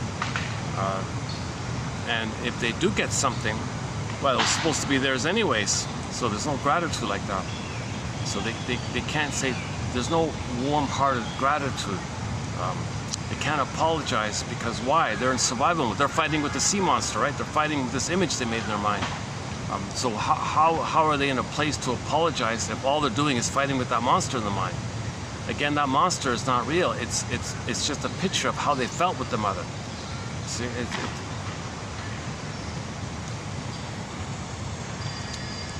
so there's a wealth of it in it. Like if a lot of prejudice and scapegoating comes from stingers, because if two stingers get together, the first thing they do is identify a third. So anything about their feelings, anything about their mother, it'll be on the third. So they'll shame the scapegoat to not be aware of their own respective shames, and they'll think that the one they just shamed is dangerous, and that's why they're angry at them. So everyone is just them. Like they're one with everything. So if they feel shame, if they have a shamed self and frightening mother, then everyone is shamed and frightening kind of thing. Like they don't have differentiation. It's the oneness is still there.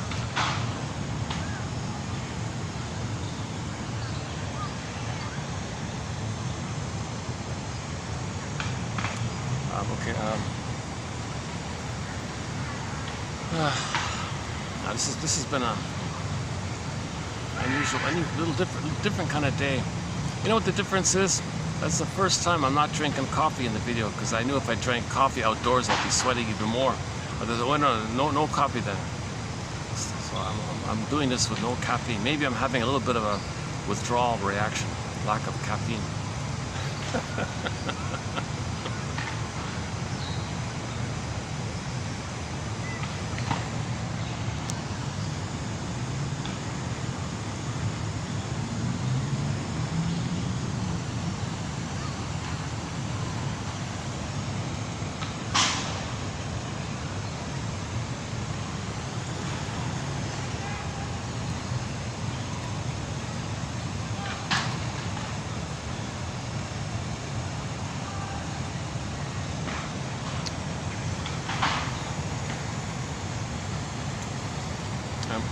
And if two friends, let's say, are narcissistic, let's say, or a bully, a yag, or whatever, they got to identify a third, okay, to scapegoat, to blow off steam. So they feel a lot of tension because the pain of not feeling. It's a relief to feel your feelings, but they can't feel their feelings, so they got pain about that. That needs to pressure cooker, steam, and all that stuff. So they got to blow off steam. That's a triangle issue. It kind of disperses, sends it to the third like that. So it softens the pain between the two if the third absorbs like a sponge like that. So they're very dependent on the scapegoat. Like they can't get along if they don't have the scapegoat. Otherwise they'd be angry at each other kind of thing.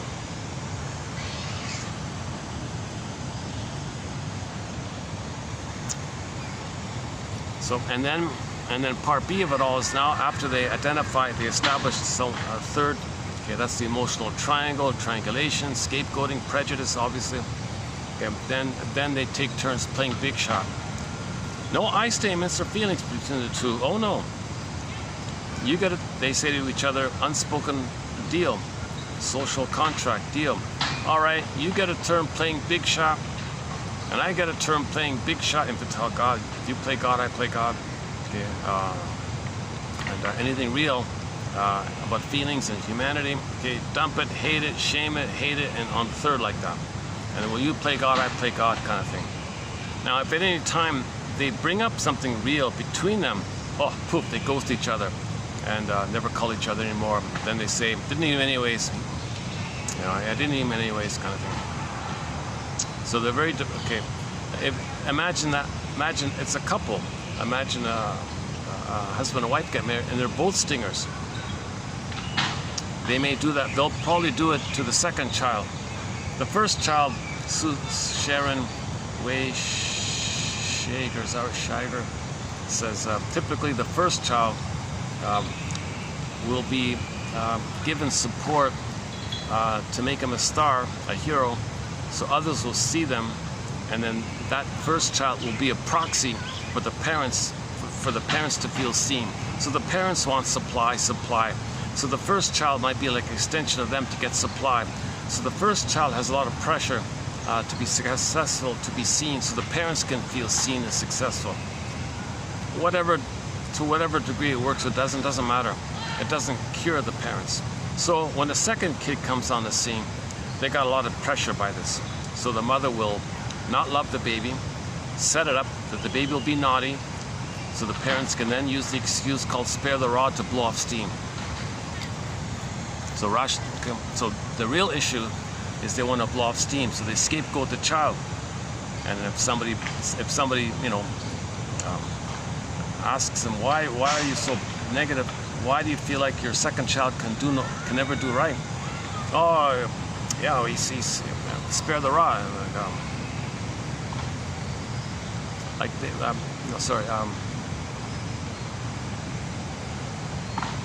Well, they wouldn't say that, would they, right? They say, why are you so negative towards your second child? Well, you see how naughty he is? We got to discipline him.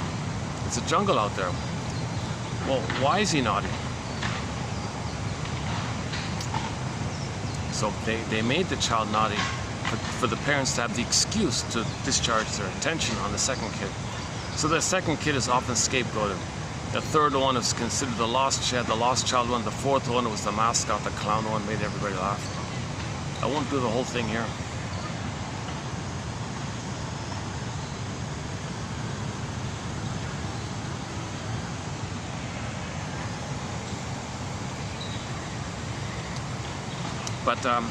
But the key point here is they cannot free associate or tell the truth. So they're very intuitive to lie, to deceive, to manipulate, to fool, to trick, to get supply, and to be seen as good. So if they confuse you and scare you, everybody thinks you're the authority. Okay? They learned that in the nursery. As a baby, they were scared and confused by the mother, and the child tried harder and harder to win mother's approval. That's the authority. The parent was the authority, right? So they learned it in the nursery. Identify with the aggressor, treat others the way they were treated, and they know that's how they get supply. So they scare and confuse others. Everyone thinks they're the authority. Oh, supply, supply, supply. They're addicted to supply. They're addicted to this. And if somebody doesn't respond, okay, they feel narcissistic rage because they're feeling what any baby would feel if you had no mother. So they're more aggressive to get supply. So they fine-tune their craft of deception, okay, and propaganda and advertising tricks and PR tricks and propaganda tricks and rhetoric tricks, logical fallacy tricks, okay, just to confuse and scare so they get supply, they want to, actually, this second one here, yeah, here it is here. For all his air of self-sufficiency, the narcissist is full of interpersonal needs. He is more needy than most people who feel they have something good inside of them. If he is to survive, he must find a way to get his needs met without acknowledging the independent existence of the person off whom he wants to feed. So they're always called emotional vampires, right? To admit that a person is necessary to him gets him in touch with feelings of deficiency, which plummet him into intolerable emptiness, jealousy, anger, etc., abandonment, depression. To avoid this experience, he inhabits a one-person world. In his mind, he is center stage, and other people are mere shadows. This solution creates a problem. Quote, how can he get fed without acknowledging the feeder? So he's the center, it's all him. For him, life is a play, and there's only one character. Others are just things to serve him. So he's got to get fed by others, but not recognize them as others. The solution is to see them the way the mother saw them, the way the mother saw him.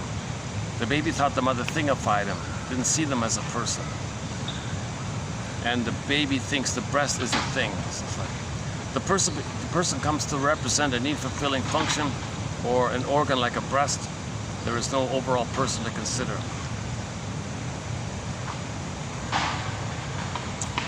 This is interesting one.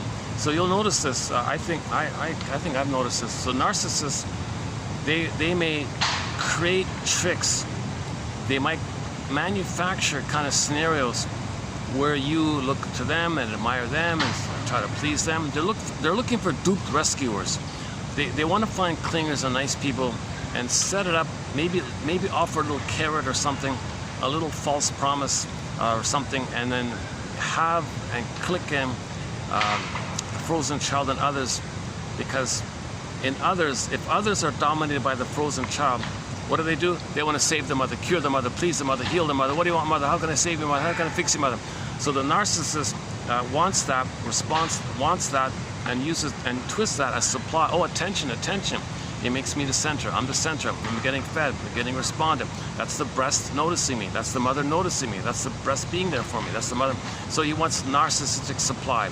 Lucy Holmes says narcissists see everybody as symbolic breast. They suck dry and discard when it's over with, because they own him. They think they own him. And if somebody doesn't give him supply, well, that's a part of him that's misbehaving. So he's angry at those people.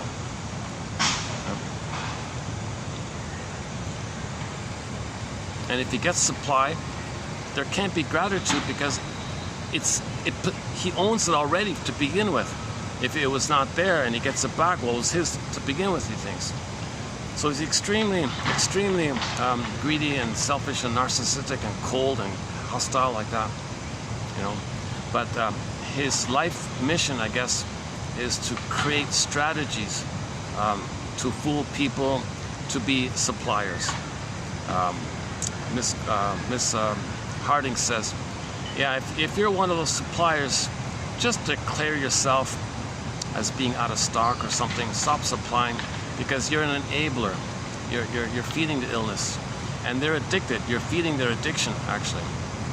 Now, if they don't get their addiction, if they don't get their hit, you know, they don't get that ego fix, the little hit like that, they'll be enraged like that, of course, because they're feeling what any baby would feel if he didn't get love.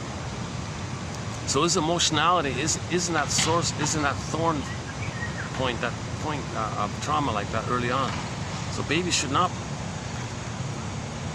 All the more reason to make sure babies get loved in the beginning, because you don't want him frozen at a point where he's going to endlessly try to get supply like that.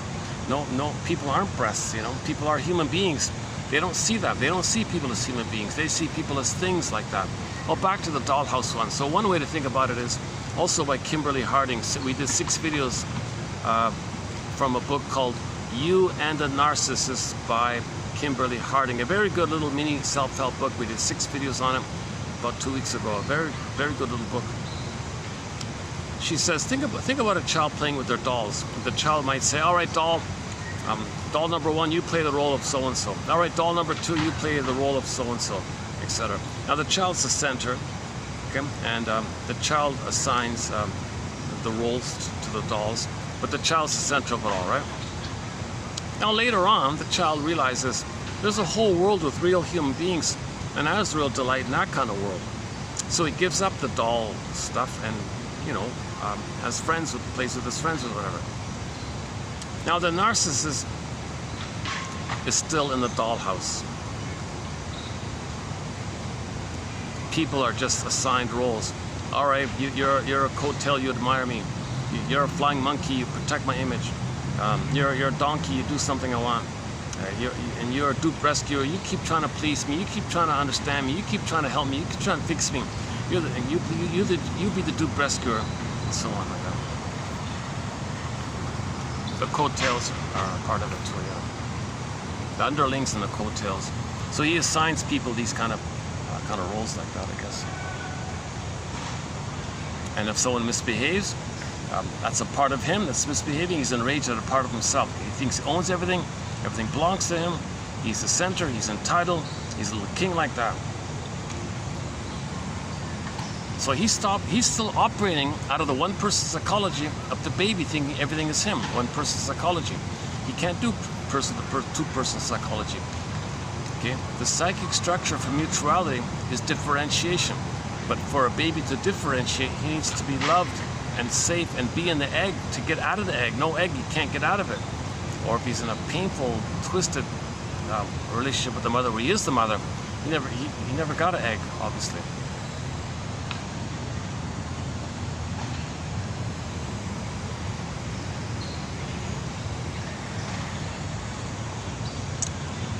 Oh, maybe I can bring one of those portable oh, that's an idea. Maybe I can bring one of those portable fans.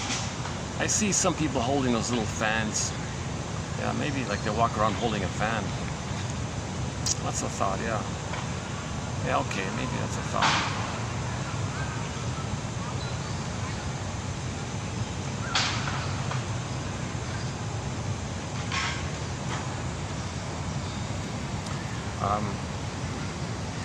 Okay, just to clarify, so So as I understand it, the psychology or the source point of narcissism is the baby didn't get the oneness, that the oneness with the mother that's missing or failed or whatever. So when there's trauma, you repeat and you try to get it, failed, you try to get it, failed, try to get it. Why? Because nothing in the present is the mother in the past, but that part of the brain doesn't know time, so it's operating it like that.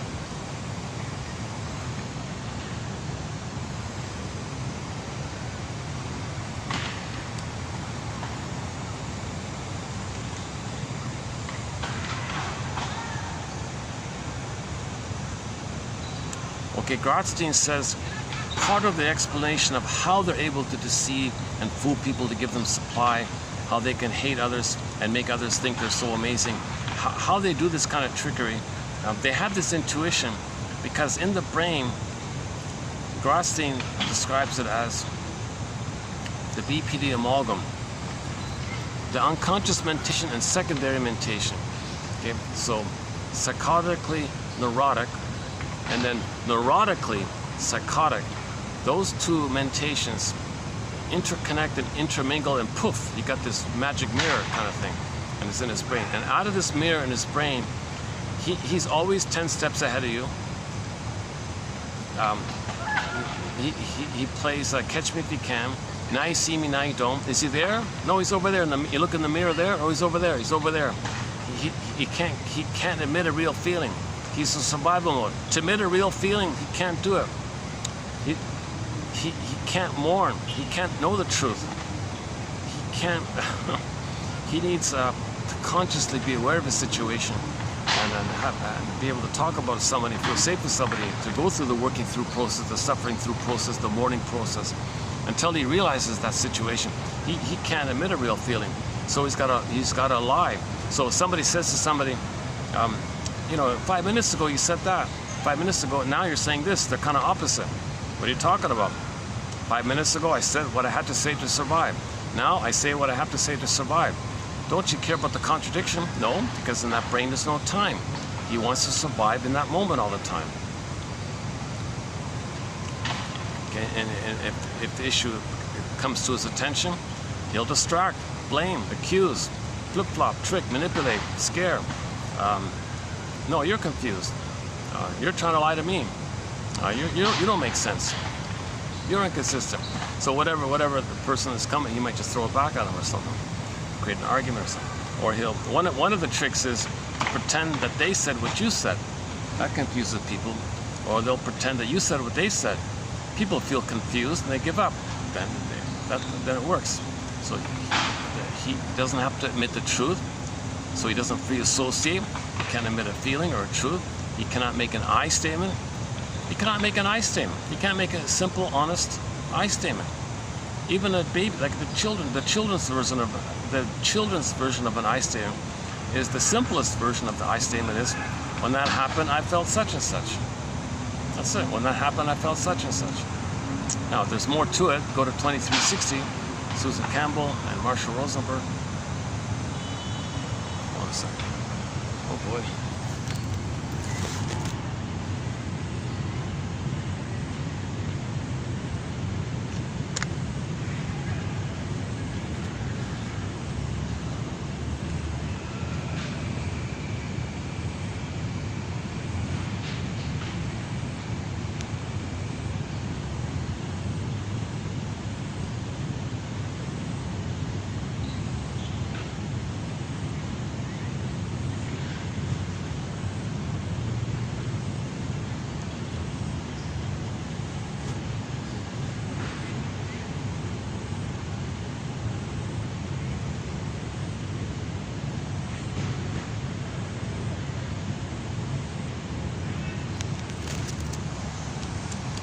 I think when I went to those restaurants, I think they were feeling important. It was a chance for them to feel important, you know, like. So I think they felt kind of important. Oh no, you can't do this. You can't. No, the time limit. You know, all these little things like that. Maybe they wanted supply. So maybe they wanted narcissistic supply. It was kind of draining on me. I kind of got tired of it all.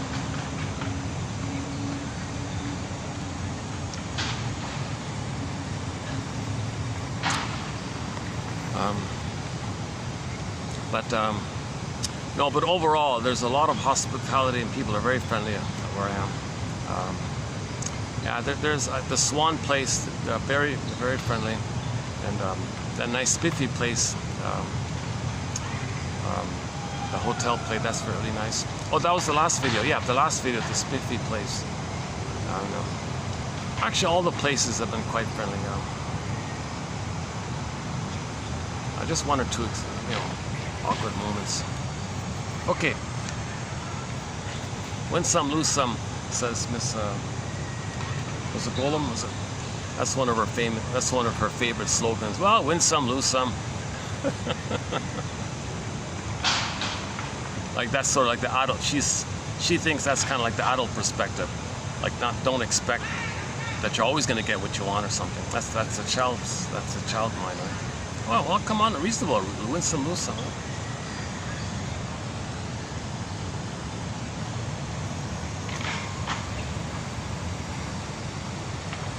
Okay, let's finish up with part 4.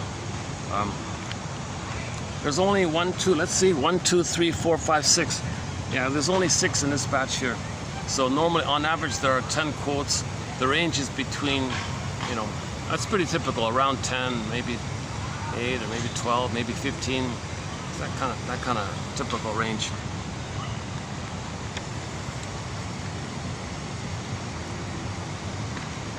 So in one's own healing journey, they can think about it.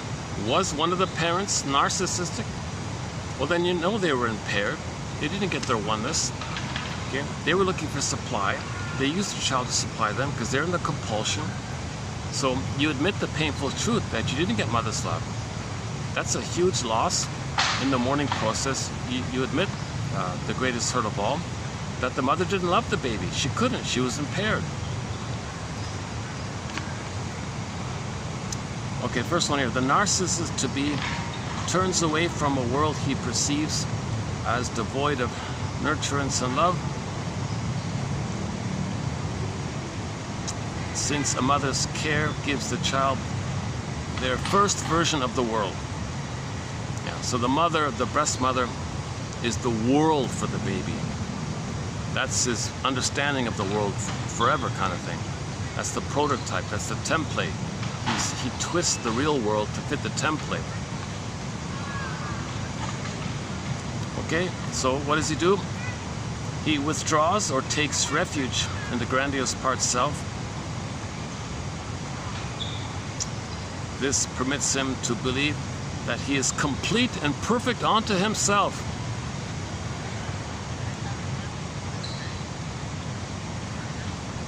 I was thinking maybe those catwalk models do that air, that little air, that cold, aloof kind of thing. I don't need you. I'm self-sufficient. I don't need any of you.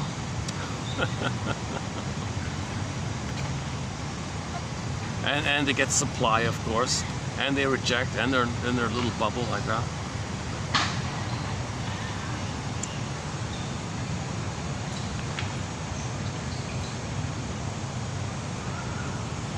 Okay, the narcissist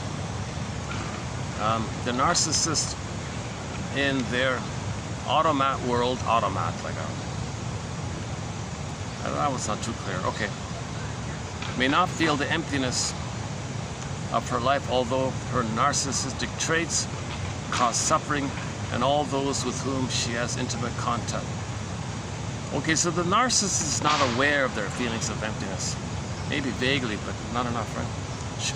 She only comes to recognize that something is wrong when the environment no longer supports her grand delusions and she fails to live up to expectations that she's a little god. Okay, so as long as she's getting her supply, she's okay. As long as she's getting her little fix, she's got underlings who call her and need her, and she can shame them. All those people that turn to her and think she hates them with contempt, because all those underlings are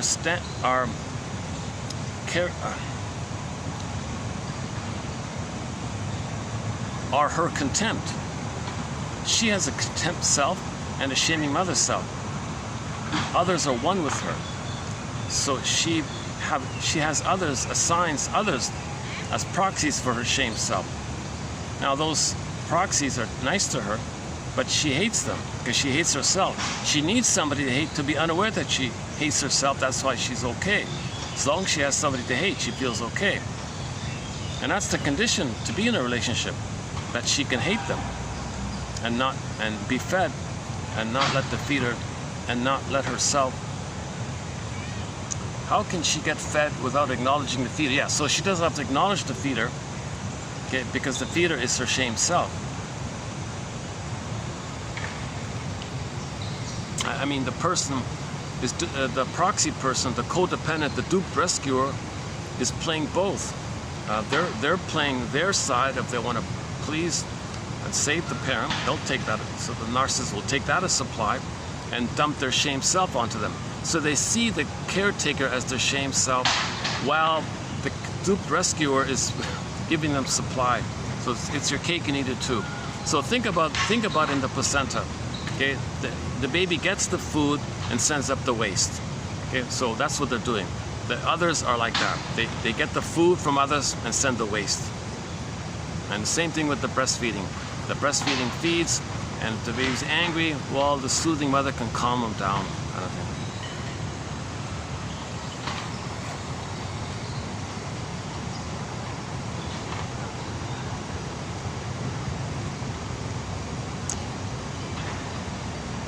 Therapy, they almost never go to therapy. Why? They gotta admit that they're not little gods, that mother hurt them. It's a defense against the truth of the pain, the process. All they want is supply. The therapist is not there to give you supply.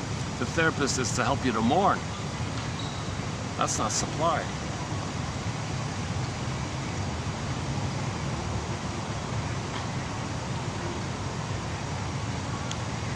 Therapy means once more experiencing the feelings of being a helpless and manipulated child who sustained considerable damage at the hands of unloving parents. She will have to see the emptiness of a life compulsively controlled by the need for admiration, so supply, right? The outcome of her struggle to uncover an authentic self will be the ability to lead an ordinary life,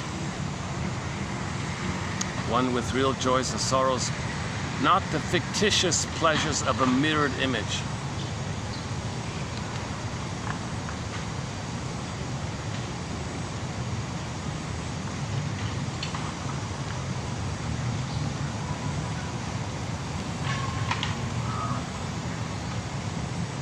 Now it's starting to cool off a bit. What time is it? Let's see.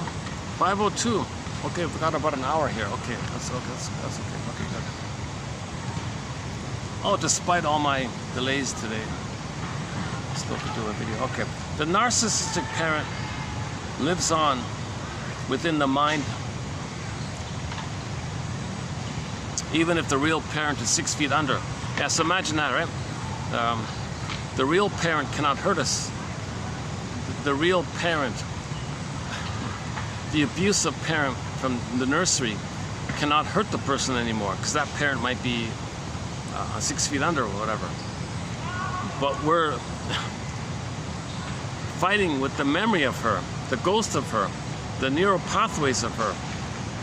So we need to distinguish the difference between that those memories are from the past, but we think the memories co-opt us, make us feel it's in the present.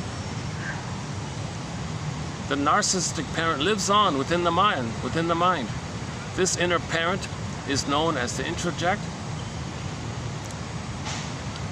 It keeps reinforcing childhood roles and behaviors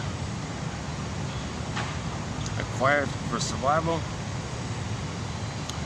The introject still threatens to withhold love if the child departs from the program. Yeah, look at that, eh? So self-activation, building the adult mind, doing something from your authentic self, that inner mother, that critical freezing mother image is going to reject you and criticize you. It's called the inner critic, and shame you and withdraw love. And you're feeling that. You got to pause and say, hold the phone here. Whoa. This construct was from the past. It's a relic of the past. It's not the present. I'm not in the nursery. I'm not going to worry about that.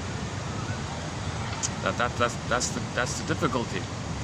That's the work right there. To fight with your own neural networks. Called unconscious fantasies. The introject follows you wherever you go. So no matter where you go, you can wander less. You can wander around, change places, change jobs, change towns, cities, countries. It follows you everywhere you go. What we need to wonder about that. There's no place to run to, no geographical hiding place to get away from this harsh inner voice. Yes, you can't escape it no matter where you go. It follows you everywhere you go. Burglar has a line about a man thought that if he divorced his wife, he would divorce his inner conflicts. Oh no, he said, your inner conflicts will faithfully follow you into the next relationship. Divorce won't help. Face your inner conflicts now and save your marriage.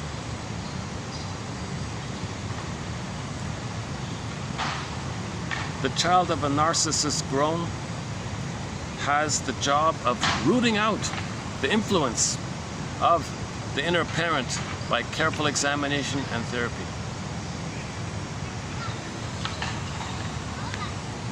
Some people say, well, okay, freezing parent, you represent the narcissistic mother. Okay, so you didn't get your needs met. Yeah, I'm just sad about that for you. But that's in the past. I'm the adult mind now. Or just say, oh, you're like a bully, back off bully. Either way, I think. There is an ongoing disagreement between the adult finding her way in life and her childish part still under the sway of the negative interject. The adult part can prevail if the person learns to recognize that the messages of this inner parent are wrong. Okay. So when the mother said to the baby, baby, you gotta save me, you gotta cure me, you gotta fix me, you gotta heal me, because baby, you're the missing mother that I need. Baby, you gotta play the mother I never had. That's wrong. Sorry, mother, I can't do that. I can't be my grandmother. I can't change what happened to you.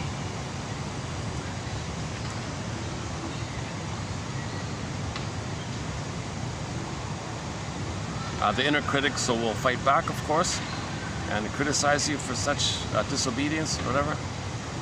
This can lead to anxiety and so on. Due to the undermining of her ego, the child of a narcissist is easily discouraged by real-life difficulties. Because when you're going in life, these two constructs are flaring up in you, right? So there's always things in life, right? So any disappointment in life, that critical voice is going to attack you in your mind, right?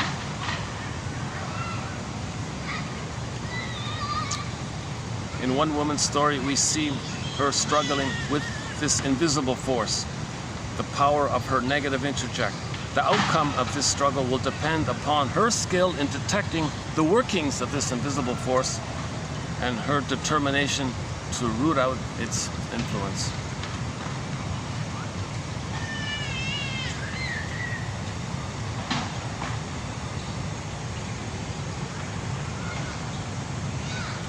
I'm going to skip the third one here for today. Okay, my favorite is the second one here, where they say, how? The narcissist says to himself, how can I get fed without acknowledging the feeder? Well, the feeder is a thing because the breast is a thing. For the baby, the breast is a thing that he owns. Well, people are things they own. There, I don't acknowledge the feeder. That's how we do it. So that's his craft.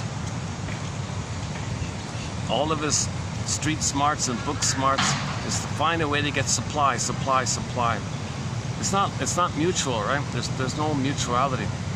There's no affection and tenderness. And the love life, it's not love. It's survival mechanism. It's promiscuity stuff. So they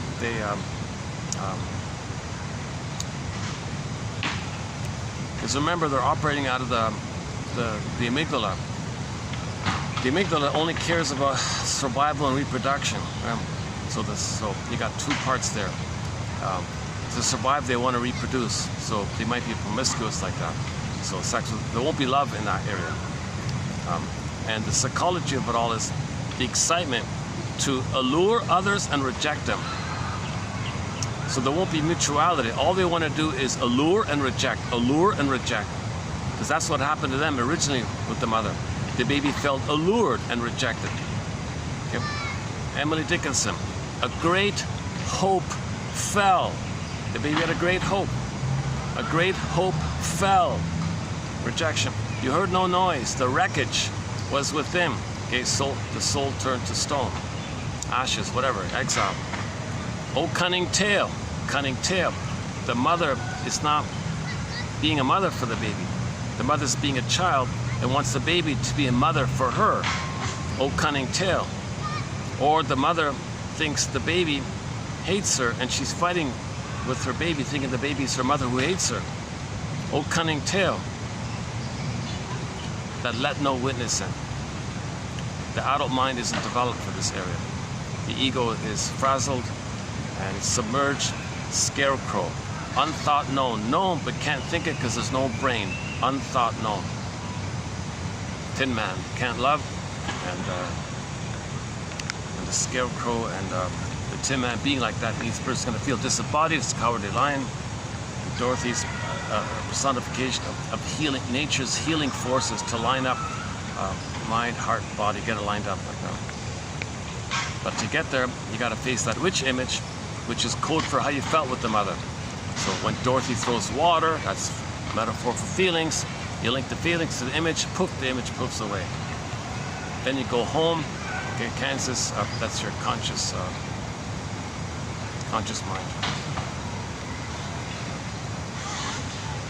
And your inner home, So we had our inner home, we're away from it, want to get it back. Or we lost the golden ball, want to get it back. We had our beingness, Rapunzel, want to get Rapunzel back, and so on.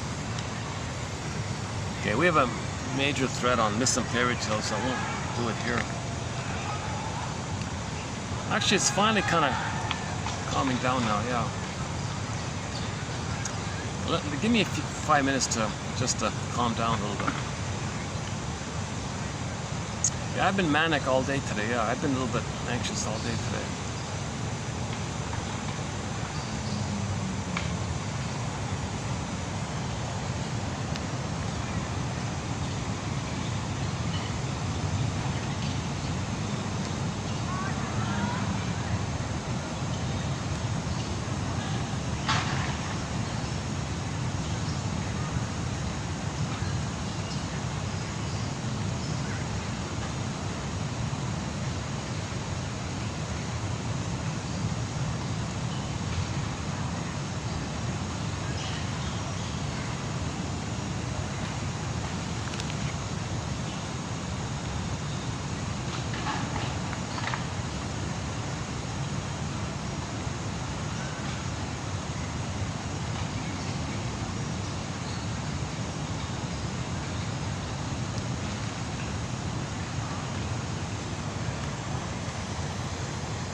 I think one way to think about this third quote here is the voyeur narcissist. So, and some clinging vine narcissist might marry an exhibitionistic narcissist to bask in his glow like that. So the exhibitionistic narcissistic one serves as a proxy for the voyeur one. So that might be like a coattail kind of thing for the narcissist, right? Sometimes it's called the co-narcissist.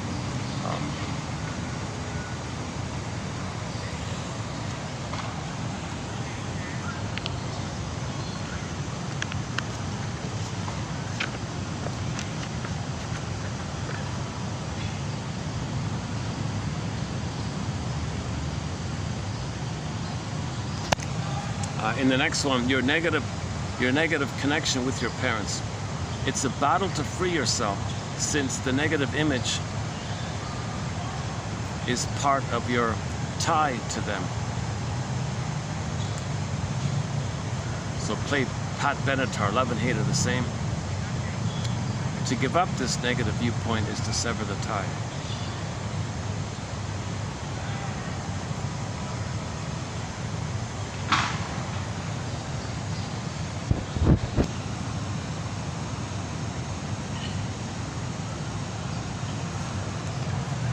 You cannot change the mind of your internal child or parent as they were created during childhood.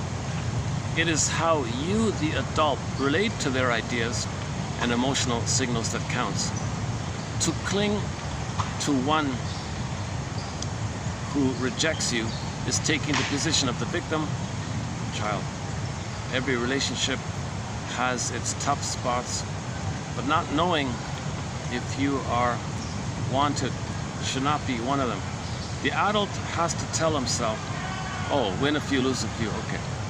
The adult has to call it, oh, maybe wrong chemistry, or not all people like all people. Come on. The adult mind has to regard hateful messages sent by the freezing parent.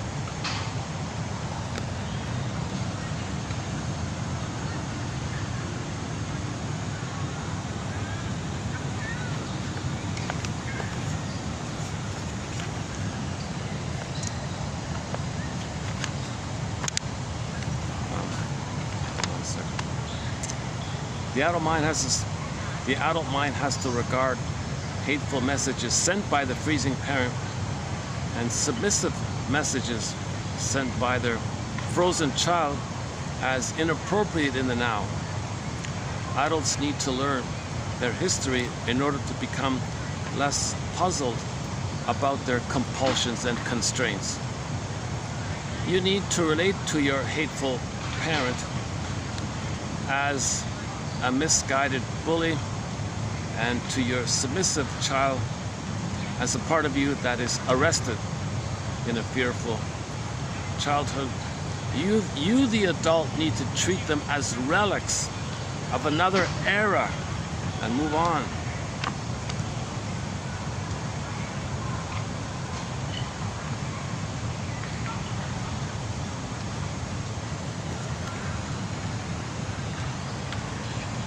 So that's like the cognitive side of it all, and then the mourning process side of it all is free association, hopping on the broccoli boat, ab reaction, the orbs come rushing up.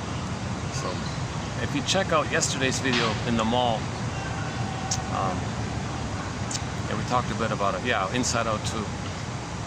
Okay, so the stream of consciousness in Inside Out 2. They mean free association. So you got to find the boat to do that, right? Say what comes to mind. What does this remind me of? What does this suggest to me? And you validate yourself. I must have a very good reason for thinking this or feeling this. What's the most hardest thing about this? Okay. And then you go on like that. So free association. That's finding your story, working through, suffering through, making inferences. Okay, the thing that you're repeating, is that like a communication to let you know what happened in the past? So, and finally, you want to now know what you couldn't back then, so you can now feel what you couldn't have felt back then. That's the ab reaction. So when the orbs come rushing up like that, that's like the phoenix kind of thing. That's called emotional knowing.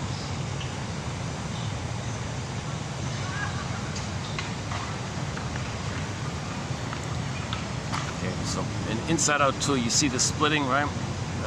You saw the splitting mechanism. The positive feelings were kept, all the painful feelings were popped away, right? It's splitting, either or. But most of what's being popped away, that's your authentic self, your real self, your true self, your beingness, your gifts, your treasures. That's what's mainly popped away, right? So when they say shadow self, that's your soul like that, or your authentic self like that. That most of you, that's most of who you are. It's been rejected like that. That's why you gotta go on this broccoli boat to find it and let nature bring it up like that. Now, we don't force that, the orbs release. Nature does that.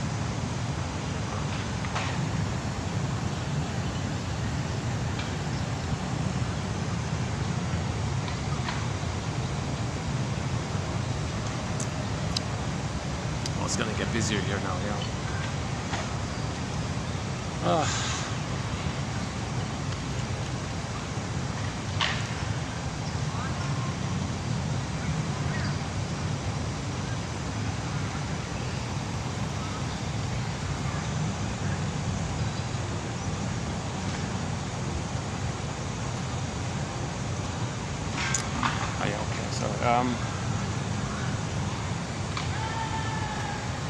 Recently we talked a lot about the double. So we talked about the Shatter Day in an episode called Shatter Day from the Twilight Zone. And we talked a lot about the double. I thought that was not a bad discussion. And we talked about the grieving mourning process linked to the Twilight Zone show, Wong's Lost and Found Emporium. Both of those episodes are from the first reboot, 1985.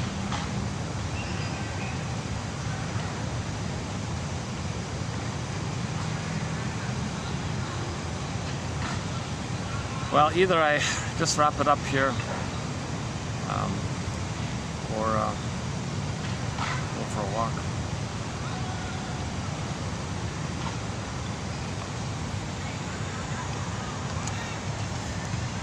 Yeah, why? Maybe it is the coffee. Maybe it's funny. Maybe the caffeine has affected me. Yeah. I don't drink caffeine, right? But for the past 2 years, I would drink one for every video. So this is the first time. Yeah. The only exception is if I can. A year ago, they used to have this nice guava juice, the fresh pressed, the good stuff, the guava juice. That's been long gone. Except for that brief time, I've been drinking coffee.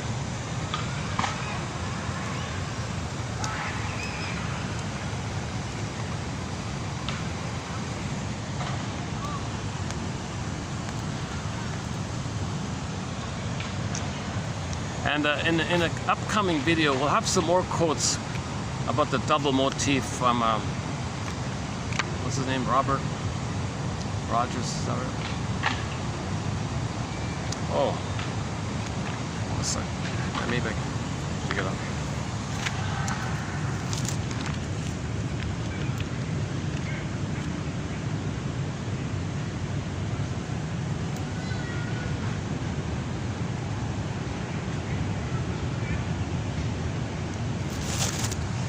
Okay, so coming up, we've got some quotes by Robert Rogers. These two here, mainly.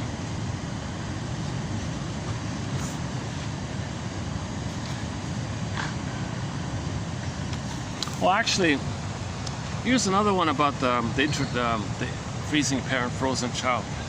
The internal parent, okay, you can call it whatever you want.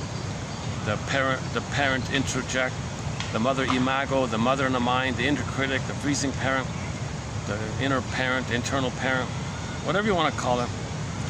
The intern, the bully parent, okay, I think Fairbairn calls it the persecuting parent or whatever.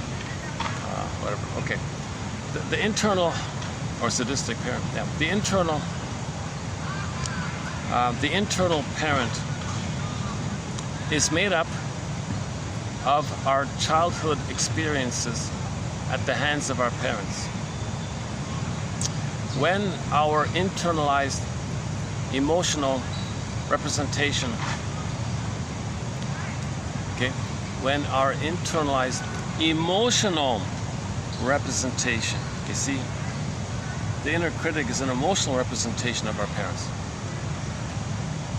When our internalized emotional representation of the complex associations that form the parent is activated, okay, triggered, it begins to treat us or others as we were treated as children and tries to tell us or others what to do and how we should feel about ourselves. The creation of the internal parent occurs at the same time as the creation of the internal child, and they are linked. If the person succeeds, okay, if the person develops an adult mind, let's say, or tries to self-activate, real self-activation, well, then the internal parent and child may do whatever they can to sabotage this person's ability to enjoy or even to maintain his success. The parent and child will attempt to impose the familiar. Once again, the word familiar, the first part familial, and the second part liar. So in the family there were a lot of lies. That's familiar.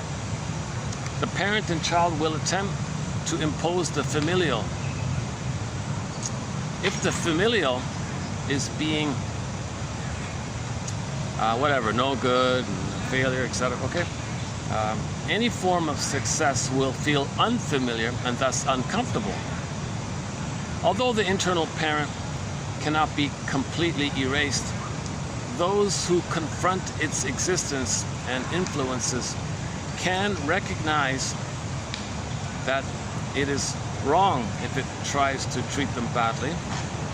They can assert that they are good, worthwhile individuals who have limitations and weaknesses, but who nevertheless deserve happiness and success. So we got to get to that kind of place for ourselves. Look a mother and look a voice, look memories. Okay, look narcissistic mother memories, whatever. Look, I'm not perfect and all that, but I have a right to be happy and find some happiness. And you don't want that because you thingified me to please you. Well, I have a right to have my personhood. They can assert that. Yeah. Those who can confront and begin to control the influence of the internal parent, even if they have difficulty accepting or feeling good about themselves, will increasingly discover self-acceptance until one day, with conviction, they can proclaim, I'm okay.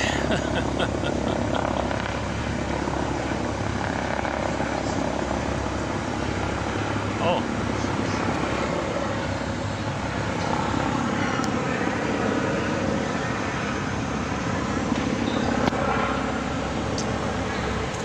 So some children say they have helicopter mothers. Whatever they try to do, the mother's hovering around watching. What are you doing? The kid tries to call his friend. She's trying to listen on the phone.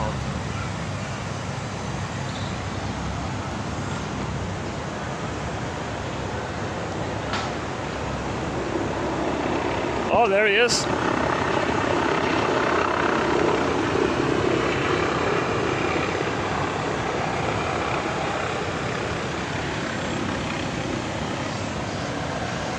Oh, the helicopter landed on top of that tower there.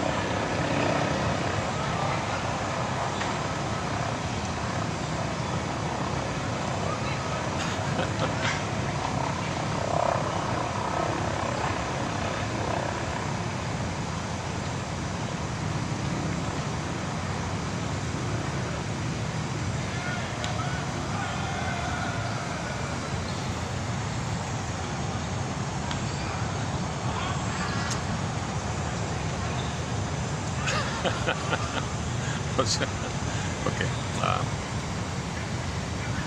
I was trying to come up with some jokes about who he is and what does he want and why is he there. I couldn't come up with anything. Every person whose unconscious child has been sorely injured.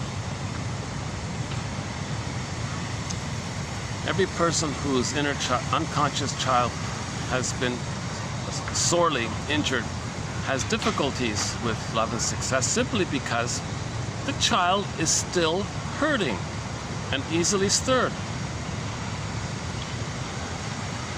That is, the person expends energy to meet the needs of the unconscious child, often in the form of a repetitive compulsion. So we're repeating to get a better outcome. We're repeating to get out of this pain, right? while feeling undeserving of love, the person continually attempts to overcome the hurt or to achieve the love that was denied when he or she was a child. The need to repeat and re-experience may be due to unresolved, unconscious forces repeatedly demanding entry into consciousness. Oh yeah, we've said this several times. So the reason we're repeating is because we're trying to remember. It's trying to enter into our consciousness. Oh, he's taken off again, huh? Maybe he said to himself, oh, wrong tower. Which tower is this?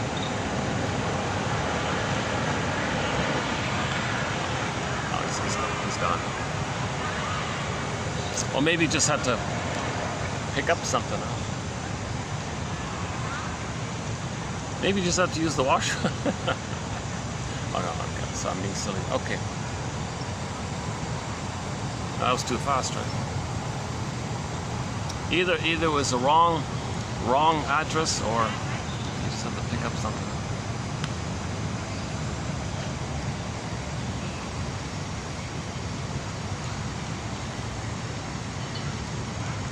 The double, okay. Generally speaking, doubles are on good terms with each other. Yeah, so like Phantom of the Opera, that's her double, right? That uncertain feeling, the young lady and the tortured artist. But in The Student of Prague, that wasn't the case, right?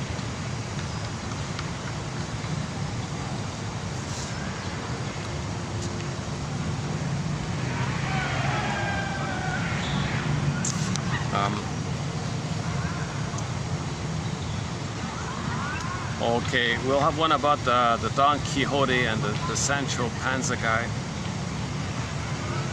That one's coming up. Okay, so we'll save that one about the double. I've talked a lot about it already. So there's a famous essay by Otto Rank called The Double. I've talked a lot about it already.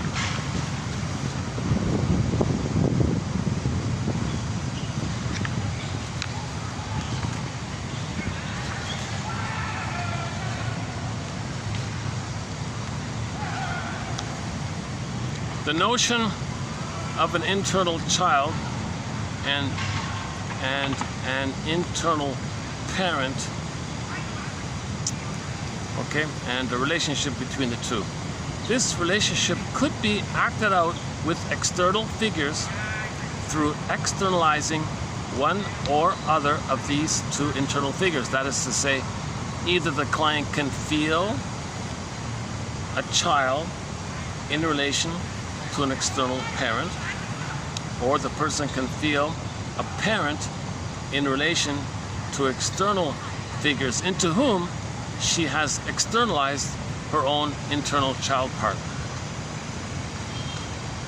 Yeah. So a person can say, okay, I'm going to see you as my internalized child part. I'm going to play the freezing parent part and we'll replay the thing. Or you flip it. All right, I'll play the frozen child one. I'll identify with that, and I'm going to project my freezing parent one onto you, and we'll replay the thing. What's he replaying? He's replaying that frozen point.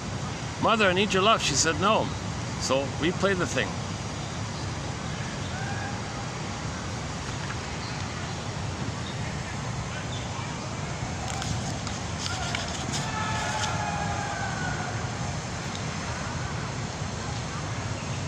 Jennifer was raised by an abusive parent.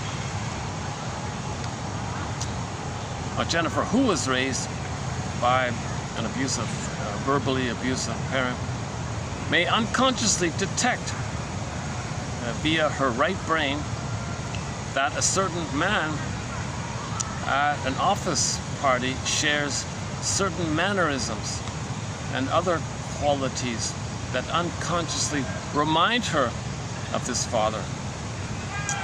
Because this new man has these qualities and has given off these cues and clues, he seems comfortable, familiar, and she is able to relate to him and thus feels attracted.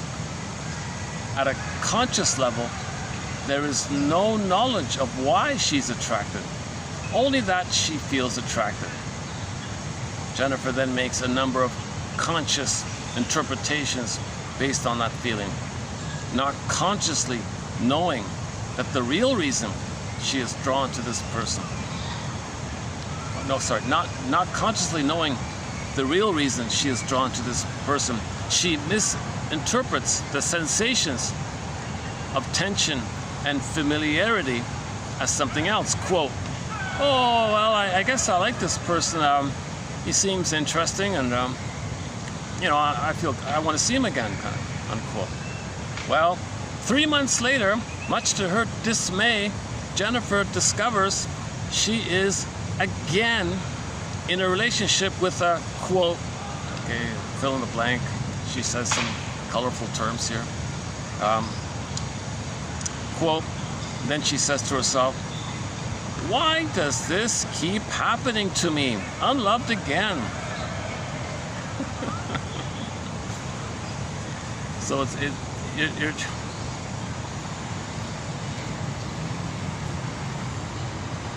that's the theory about repetition compulsion. It's familiar.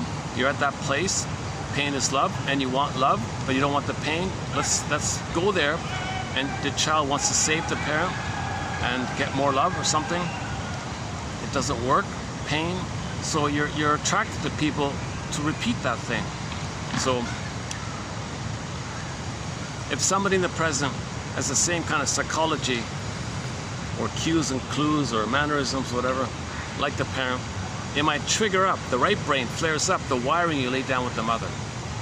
Now, embedded in the wiring laid down with the mother is the blissful feeling, is the blissful oneness. Okay. So the person present is just a catalyst or symbol or triggering mechanism to flare up the wiring with the mother. Now, the good feeling you felt before the trauma, the blissful part, you transfer that blissful part to the present. And you say to the person present, oh, you're the one, you're my first, you're my last, you're my everything. Play Barry White's song. Yeah, you're everything like that. You're the one kind of thing. Doesn't even know that person. I love you, you're perfect, now change, please. So they'll be in a blissful feeling. But what she's feeling is the bliss with the mother laid down. That person just reminded of the wiring. Okay?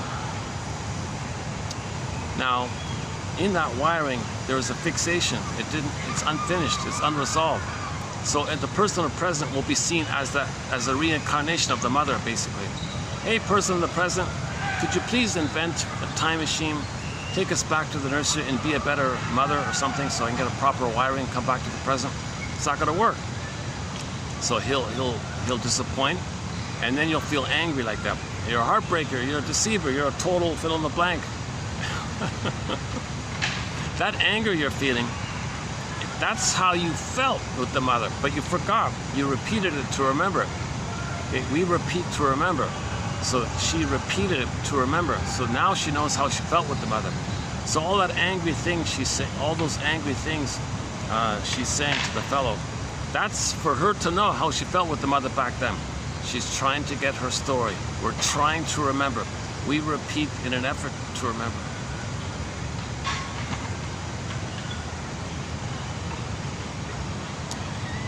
Well, this is sort of yeah, I think now the temperature is doable here. Now this is okay now. What time is it? 5:30? Let's see. 5:37.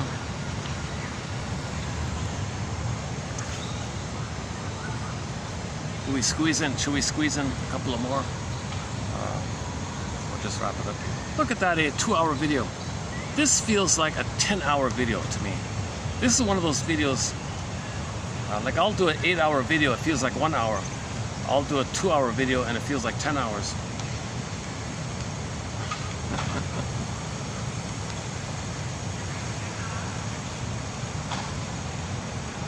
So why is that? So my mood was, I'm in a bit of a swoon because I was triggered by the disappointments. So the rejection triggered the swoon. That puts you in a numb-like state, so you're not aware of time, like when you're in a swoon, right? So I'm not conscious of time, but I'm in pain. So the pain drags on. I think it's long, maybe like that.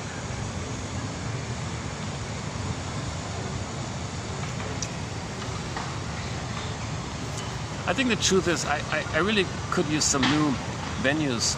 I want to find a nice, fun venue. I had it briefly with the bamboo plants and the view like that. I had it briefly. That was a nice, fun little location.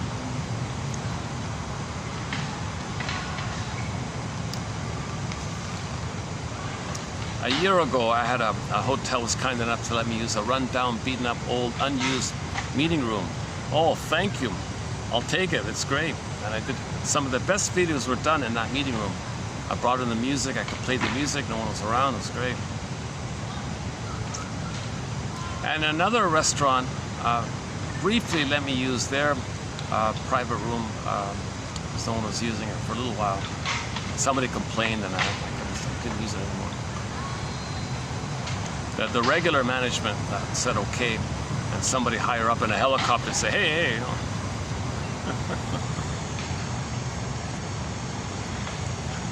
But I'm okay.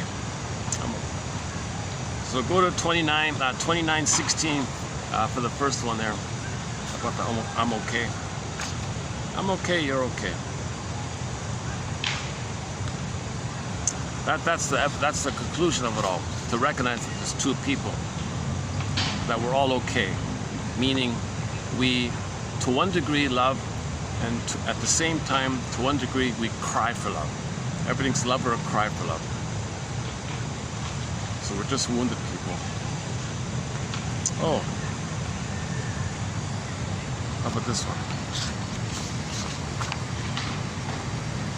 Yeah. Okay, where are we? Okay, in general, although conflicts between partners often seem to occur at a conscious level, they may be occurring at an unconscious level as well. Indeed, in long-standing, simmering conflicts, okay, the actual battles may be taking place completely within the unconscious of each other.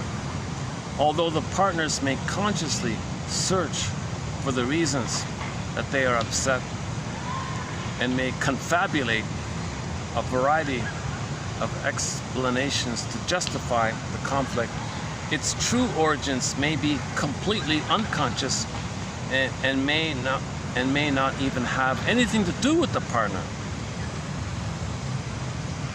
Okay, so what you might have is, okay, so you got six roles going on here. You got the child in the part. You got the child. So let's just say Julie and Tom, I don't know. So Julie has a child mind. Fred has a child mind. So now you're gonna have two children fighting with each other. They both have parent minds. So Julie has a parent mind. What did I say? Thomas has a Fred, I forgot. The guy has a parent mind. So the husband has a parent mind. The parent mind in the husband can co-opt the man, okay? And the parent mind in the wife can co-opt the wife. Now you got two inner critics fighting with each other. I'm trying to freeze you, you're trying to freeze me. You're lying to me, you're lying to me. No, you got, you're no good, no, you're no good, okay. Then you got the child one. Oh, I gotta please you, no, I gotta please you. I'm no good, no, I'm no good. Then one can play the child, the other can play the parent, and crisscross. And then you got adult to adult. Thus, the marriage takes place among 6 ego personalities, or 6 ego states: 2 children, 2 parents, and 2 adults. So think about the parents. Think about the parents. If somebody came from a dysfunctional family, think about the parents. Were they both frozen, like 2 frozen children? Were they both like 2 frozen critical ones? Flipping around. Did they have an adult to adult?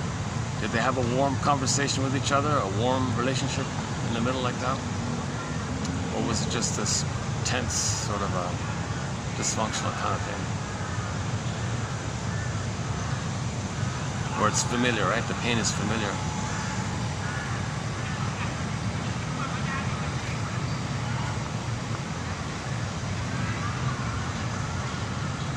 But Miss Ellum emphasizes the tendency is going to be one person's going to play the child, one person's going to play the parent, and it can flip around.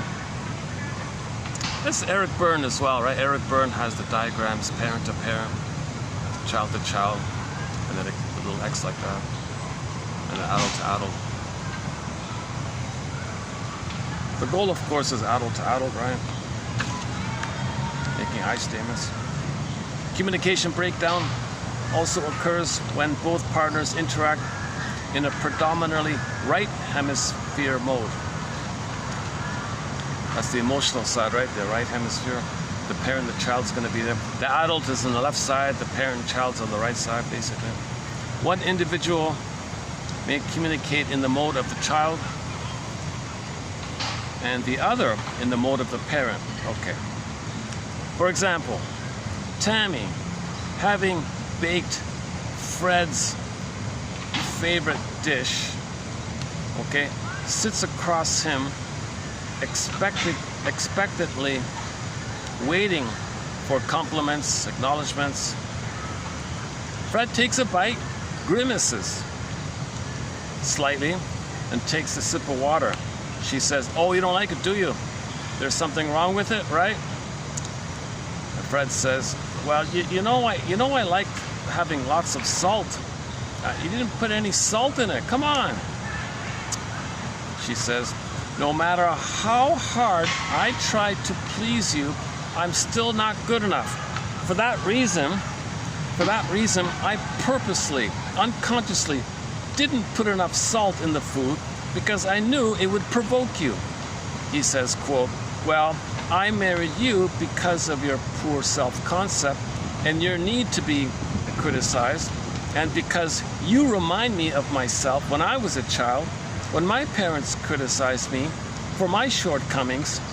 Now my parents can criticize you instead." My parents criticize me. Those voices in my head who take over me can criticize you. And she says, "Well, I'm going to be the child anyways, so let me just provoke it to be prepared for it or something." Oh my goodness. So those are coming up in a future video.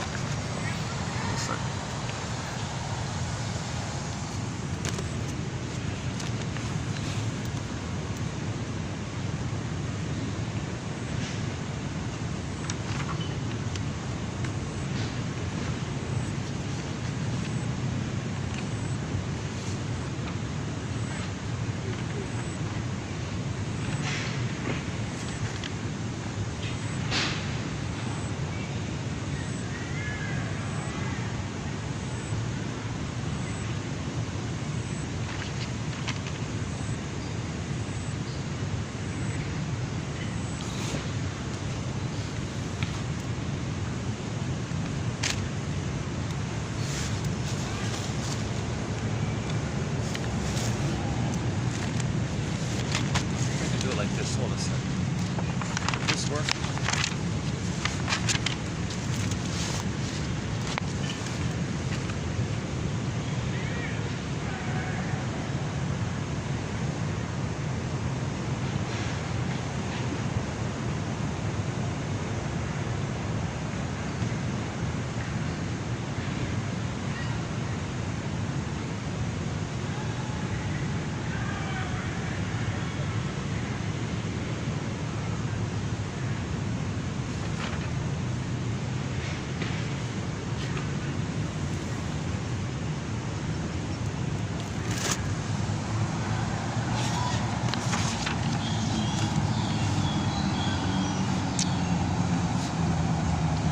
Some parents needed you to be wrong in a way that drew their hatred.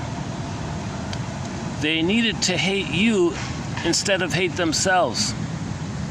You will find neither freedom nor a sense of self in seeking their hatred. Yeah. So the codependent, they're not going to get a mutual relationship. The stinger just wants to find somebody to hate, because the stinger needs a proxy of their hated self.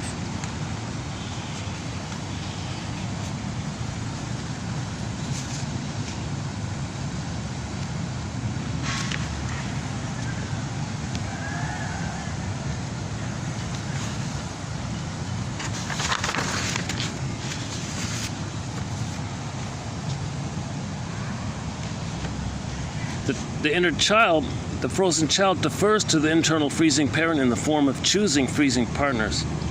Yeah. Okay, right, so the inner child who's the puppet master for us, well, it's going to make us go around and look for a freezing person.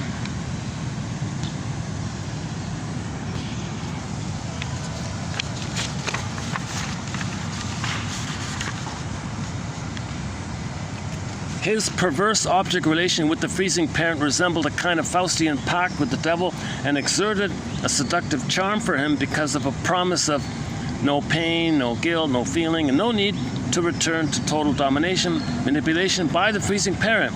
A vampire-like amalgamation between victim and perpetrator replaces true love and concern. That's called identification with the aggressor. Identification with the aggressor is understood not only as a response to fear, but also as a temporary means to keep at bay total helplessness and disillusion of the self. Now let's clarify this point here. This identification with the aggressor as being like the Faustian part. Yeah. So the baby wants to live, L-I-V-E, right? Mother freezes him, identifies with her, goes around robbing other people of their L-I-V-E. So he looks like he reverses the L-I-V-E like that. So the baby creates an imago, the freezing parent imago, the freezing parent construct can be the guy with the horns. So if you identify with that, you get that power where you imitate the mother. So you don't feel directly the pain of her if you are her. You just find proxies to play you to shame. That's the deal like that. That's called identification with the aggressor. That's all it is, right? This deal. And there's no time. You have her power. It feels like it got some kind of benefits like this, secondary gain like this. It preserves your infantile megalomania. You get addicted. You get a little white flower. It's blissful. Schadenfreude. It's all perverse stuff.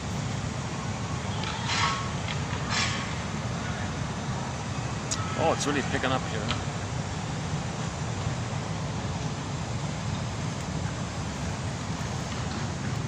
Maybe I'll start to, let me start to pack up here.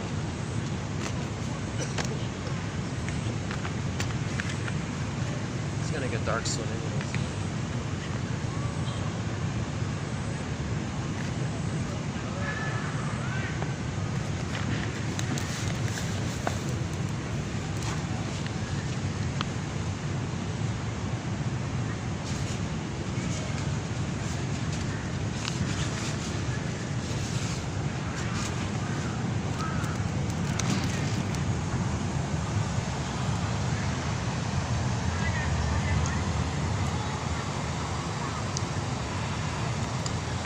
Okay, this is not one of my better videos. I don't feel really refreshed, and I feel things a little choppy. I feel like many of the points weren't fully clearly presented. The last video was much better. I would go to the last video instead of this one. So I want to get I'll still post the video because I want to get the quotes. I have a huge backlog with quotes. This is 04. And we're going to go up to, I have 14 already, and then we've already got up to 19. So I've got 19 already lined up, and I'm only at 4. I'm 15 videos behind, can you believe it? So I want to keep posting the quotes and catch up. And then after this, after we finish with Miss Gollum's 2 books, we'll go back to sort of the basics kind of thing. But I really want to, I really found herself, I really found her way of presenting this idea of the inner child of the past and inner critic. Just call it freezing parent, frozen child. Oh, that worked for me. I get that kind of work. All right. Now the freezing parent construct, that's the puppet master that dominates you. Okay. You want to identify that. And it's a relic of the past. It's from the childhood. Push it back. It's a sadistic bully. Push it back. Or if you want to give it empathy, all right, mother in the mind, memory in the mind, you were traumatized and you were impaired because you didn't get your needs met for oneness with love. Is that right? Yeah. So, you know, but okay, that's you, and it's not my, and you wanted me to save you. Like, it's not my job to undo that kind of trauma that you experienced in your nursery way back then. No baby can do that kind of thing. So I'm sorry, memory in the mind, I gotta push you back, settle you back in the past like that, and I gotta build the adult mind. The adult mind, okay, so now it's trial and error like that. But every time you engage in the adult mind, that's called self-activation of the real self, that freezing parent comes up. Hey, wait a minute, that memory comes up. Remember when you were a baby and you try to be yourself, and I gaslit you, and you were pain like that? That's coming up like that. Okay, no, back off. That's in the past. Yeah, I kind of feel that feeling coming up. I get that memory coming up. But I want to build this this wedge between the freezing parent and the frozen child one. Got to wedge it and put an adult mind, right? And you want to practice, I guess, bit by bit, I guess. But the first step is to identify those two constructs and identify which puppet master has taken over. If the frozen child takes over, that's you feel you blame yourself. You're no good. How can I please? How can I serve? I'm wrong, I'm guilty, yeah, I'm no good, yeah, and so on and so forth. So no, that's a relic of the past, okay? You felt pain, yes, and you thought as a baby you were being punished and you were defective and you couldn't save the mother, so you thought you were guilty and you had to do to her and you're in the penalty box. Well, take yourself out of the penalty, she said, take yourself out of the penalty box. Back to Vince. Remember Riley was in the penalty box. Well, take yourself out of the penalty box, you're not guilty. So that's nonsense that we're born guilty, we're born, it's nonsense. No babies. This confusion in this area is a key point. The baby is trying to make sense of the pain he's in. He was born to be loved and all that, but if the mother's hurting him, he's in pain. So to make sense of it, he does what's called the moral defense, Fairbairn's line, the moral defense, to kind of manage it a little bit. He'll just make some kind of conclusion about himself. Well, if I'm feeling all this pain, then I guess mother didn't want me, I'm rejected, I'm no good. That means maybe I did something wrong because I'm in pain, maybe I'm being punished. I couldn't save her, so I'm being punished. I failed in my task to save my mother because I needed a good mother. And so out of the confusion, the baby and the pain the baby feels, he just concludes he's born bad, or he's not born bad. He just at that point makes the existential belief to manage the pain that he's defective and guilty and all that. And mother needs to be seen as wonderful in order to survive, even though if it's a lie. Right? So he wasn't born with this false belief that he was guilty and he's due and he's not a sinner and all that nonsense. Gotta get off that awful thing. My God, what a painful thing to say to people when they're born. Come on. All babies are born to be loved, to have a mother. No baby's born to be betrayed and traumatized by that. If that's what happens, the baby makes the belief he's guilty. He associates pain and guilt a little bit the same like that. So you got to face this dues day, back to Saturday, right? The 7 days of the week: someday, moan day, dues day, wound day, thorn day, free day, Saturday. The false self shatters away finally. The false belief that you're a sinner shatters away on Saturday.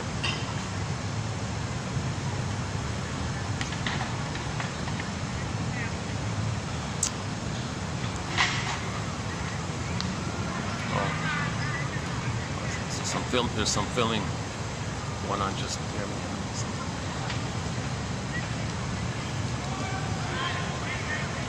Oh, there's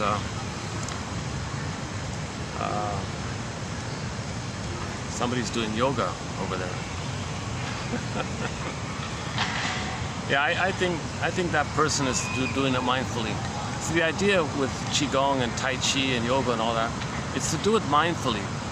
Like you're aware while you're doing it. You're aware while you're doing it, not just mindlessly doing it, like a forced exercise or something.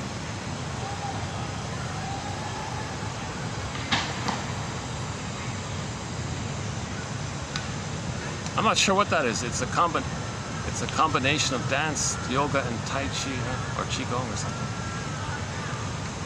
Maybe it's just improv or something. Maybe it's a new. Maybe she's inventing a new. Oh no, that's yoga. That's yoga. I recognize that one. That's the sun salutations or something.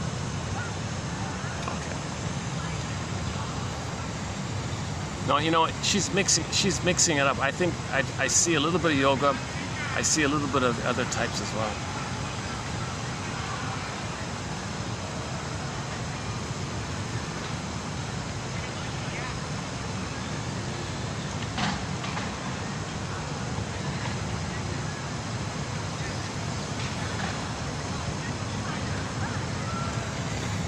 28:22, Lucy Freeman. There's some very good quotes there. The John Off quotes, 27:45 to 70, 26 special video run. An excellent set of quotes, 300 plus quotes by Arthur Janoff. We have a 62 kind of topics on the goals, narcissism being one of them. Now this idea about the introjects and the internal constructs, that's called object relations theory. Sorry about the jargon, right? Object relations theory is the study of the internalization of interpersonal relationships. And now you're set with that curse, right? Where you see everything through that. Where you play one, find others to play the respective other one.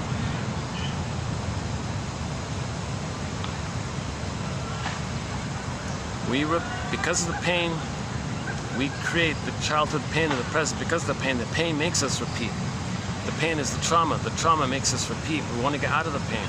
Now, we're not aware of the pain because the endorphins numb us, but we have psychic pain underneath, and that can lead to psychosomatic symptoms, any kind of psychosomatic symptoms, or negative personality, or negative personality traits, or negative beliefs.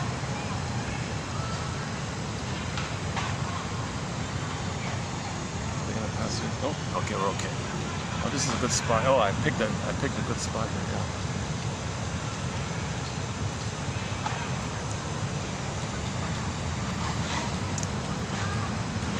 Well,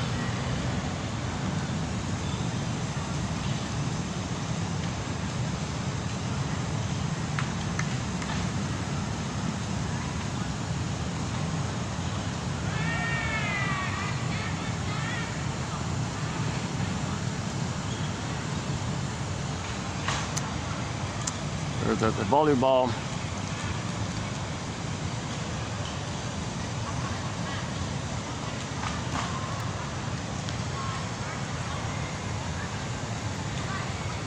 I think these kids play volleyball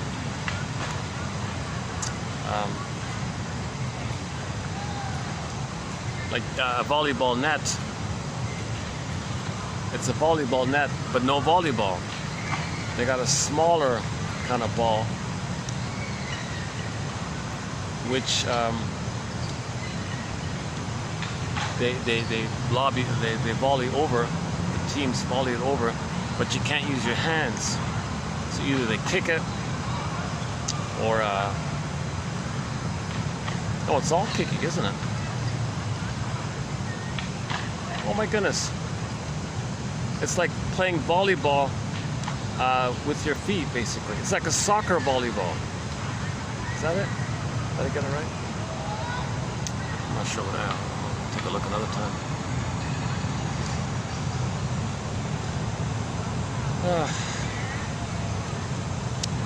Recently, we closed up with Pavlov's dog, late November. There's a very good live version just done about a month ago in Greece. So Pavlov's Dog is a classic rock band from 1975. They just really had only one album, but boy, that's a great album. Pampered Menial. You got Late November, Julia, Theme from Subway Sue, and Episode. 4 great songs which are on our soundtrack. And just a month ago, David Surkamp, the lead singer, sang it in Greece. It's a good one. He opens up the concerts now with Late November. The guy's in his 80s, still sounds okay. Late 70s, I guess, early 80s. In the mall there, they played Charlene's song, I've Never Been to Me. Talked about that numerous times. Oma Wumi's song called When the Boss is Coming off her album entitled Lasso of Truth. So these quotes are kind of like bringing up the truth, the lasso of truth. Oh, I just saw this morning, I just glimpsed at Robert Bly's book this morning, Sibling Society. So we'll have some quotes from Robert Bly's book entitled Sibling Society in the future. He thinks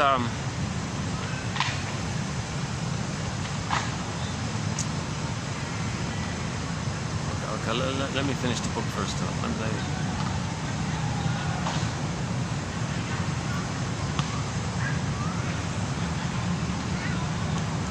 So his audios are excellent about the shadow, about shame, okay, and the Maiden King, Iron John, of course. What stories do we need to take one there? Sibling Society. The poetry, and I think we only have one poem of his in our collection. It's mainly his discussion about myths and fairy tales. So he provides psychological interpretations of mostly fairy tales. He doesn't do myths, right? Yeah, mostly fairy tales. So myths and fairy tales are metaphors for psychological trauma. Okay, so it's true on the inside, not on the outside. You treat them like dreams, soul stories, dreams. They're products of the primary mentation, the mentation that we have when there's trauma early on. The common motif, the fairy tale mythological motif, is code for a common psychological, or codes for psychological patterns. A common one being the beingness is lost. Okay, Snow White, Rapunzel, etc. They want to get it back. So we had it, we lost it, go on a journey, get it back.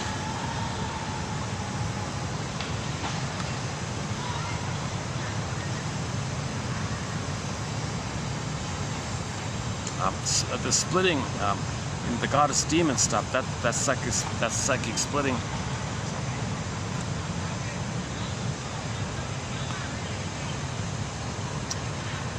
Okay, I guess it's time to wrap it. Let's wrap it up here now. Okay, yeah, what time is it? Let's see. 6:07. Let me just step over a few steps here. Hold on a second.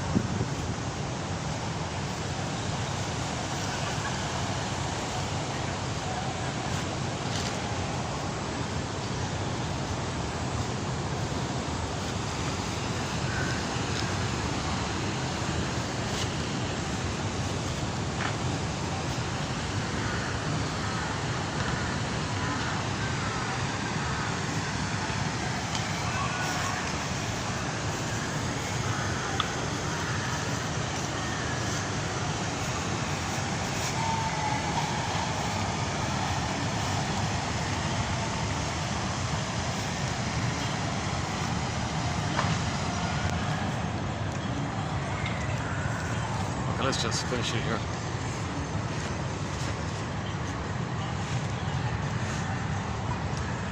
I'm trying to think about a song to close it up on. So what haven't we played in a while? Let's see. Oh, yesterday we closed up with Rick Emmett. Rick Emmett's two songs, Big Lie and Saved by Love. Saved by Love. I pick up my guitar to lay the message down.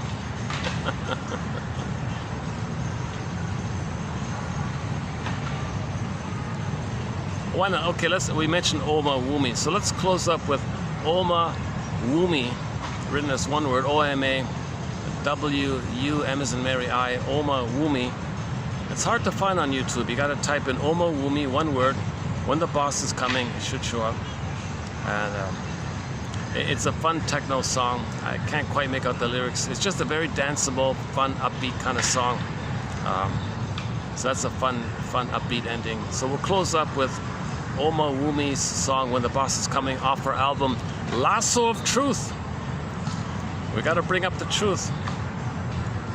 So we gotta be our own detectives. We gotta be our own detectives. And we gotta bring up the truth about our parents and about ourselves, about our memories. What are we repeating? Face this painful truth. And I'll see you in part 5. Part 5. I'll see you in part 5. Thanks very much. I'll see you in part 5. Okay, see you in part 5.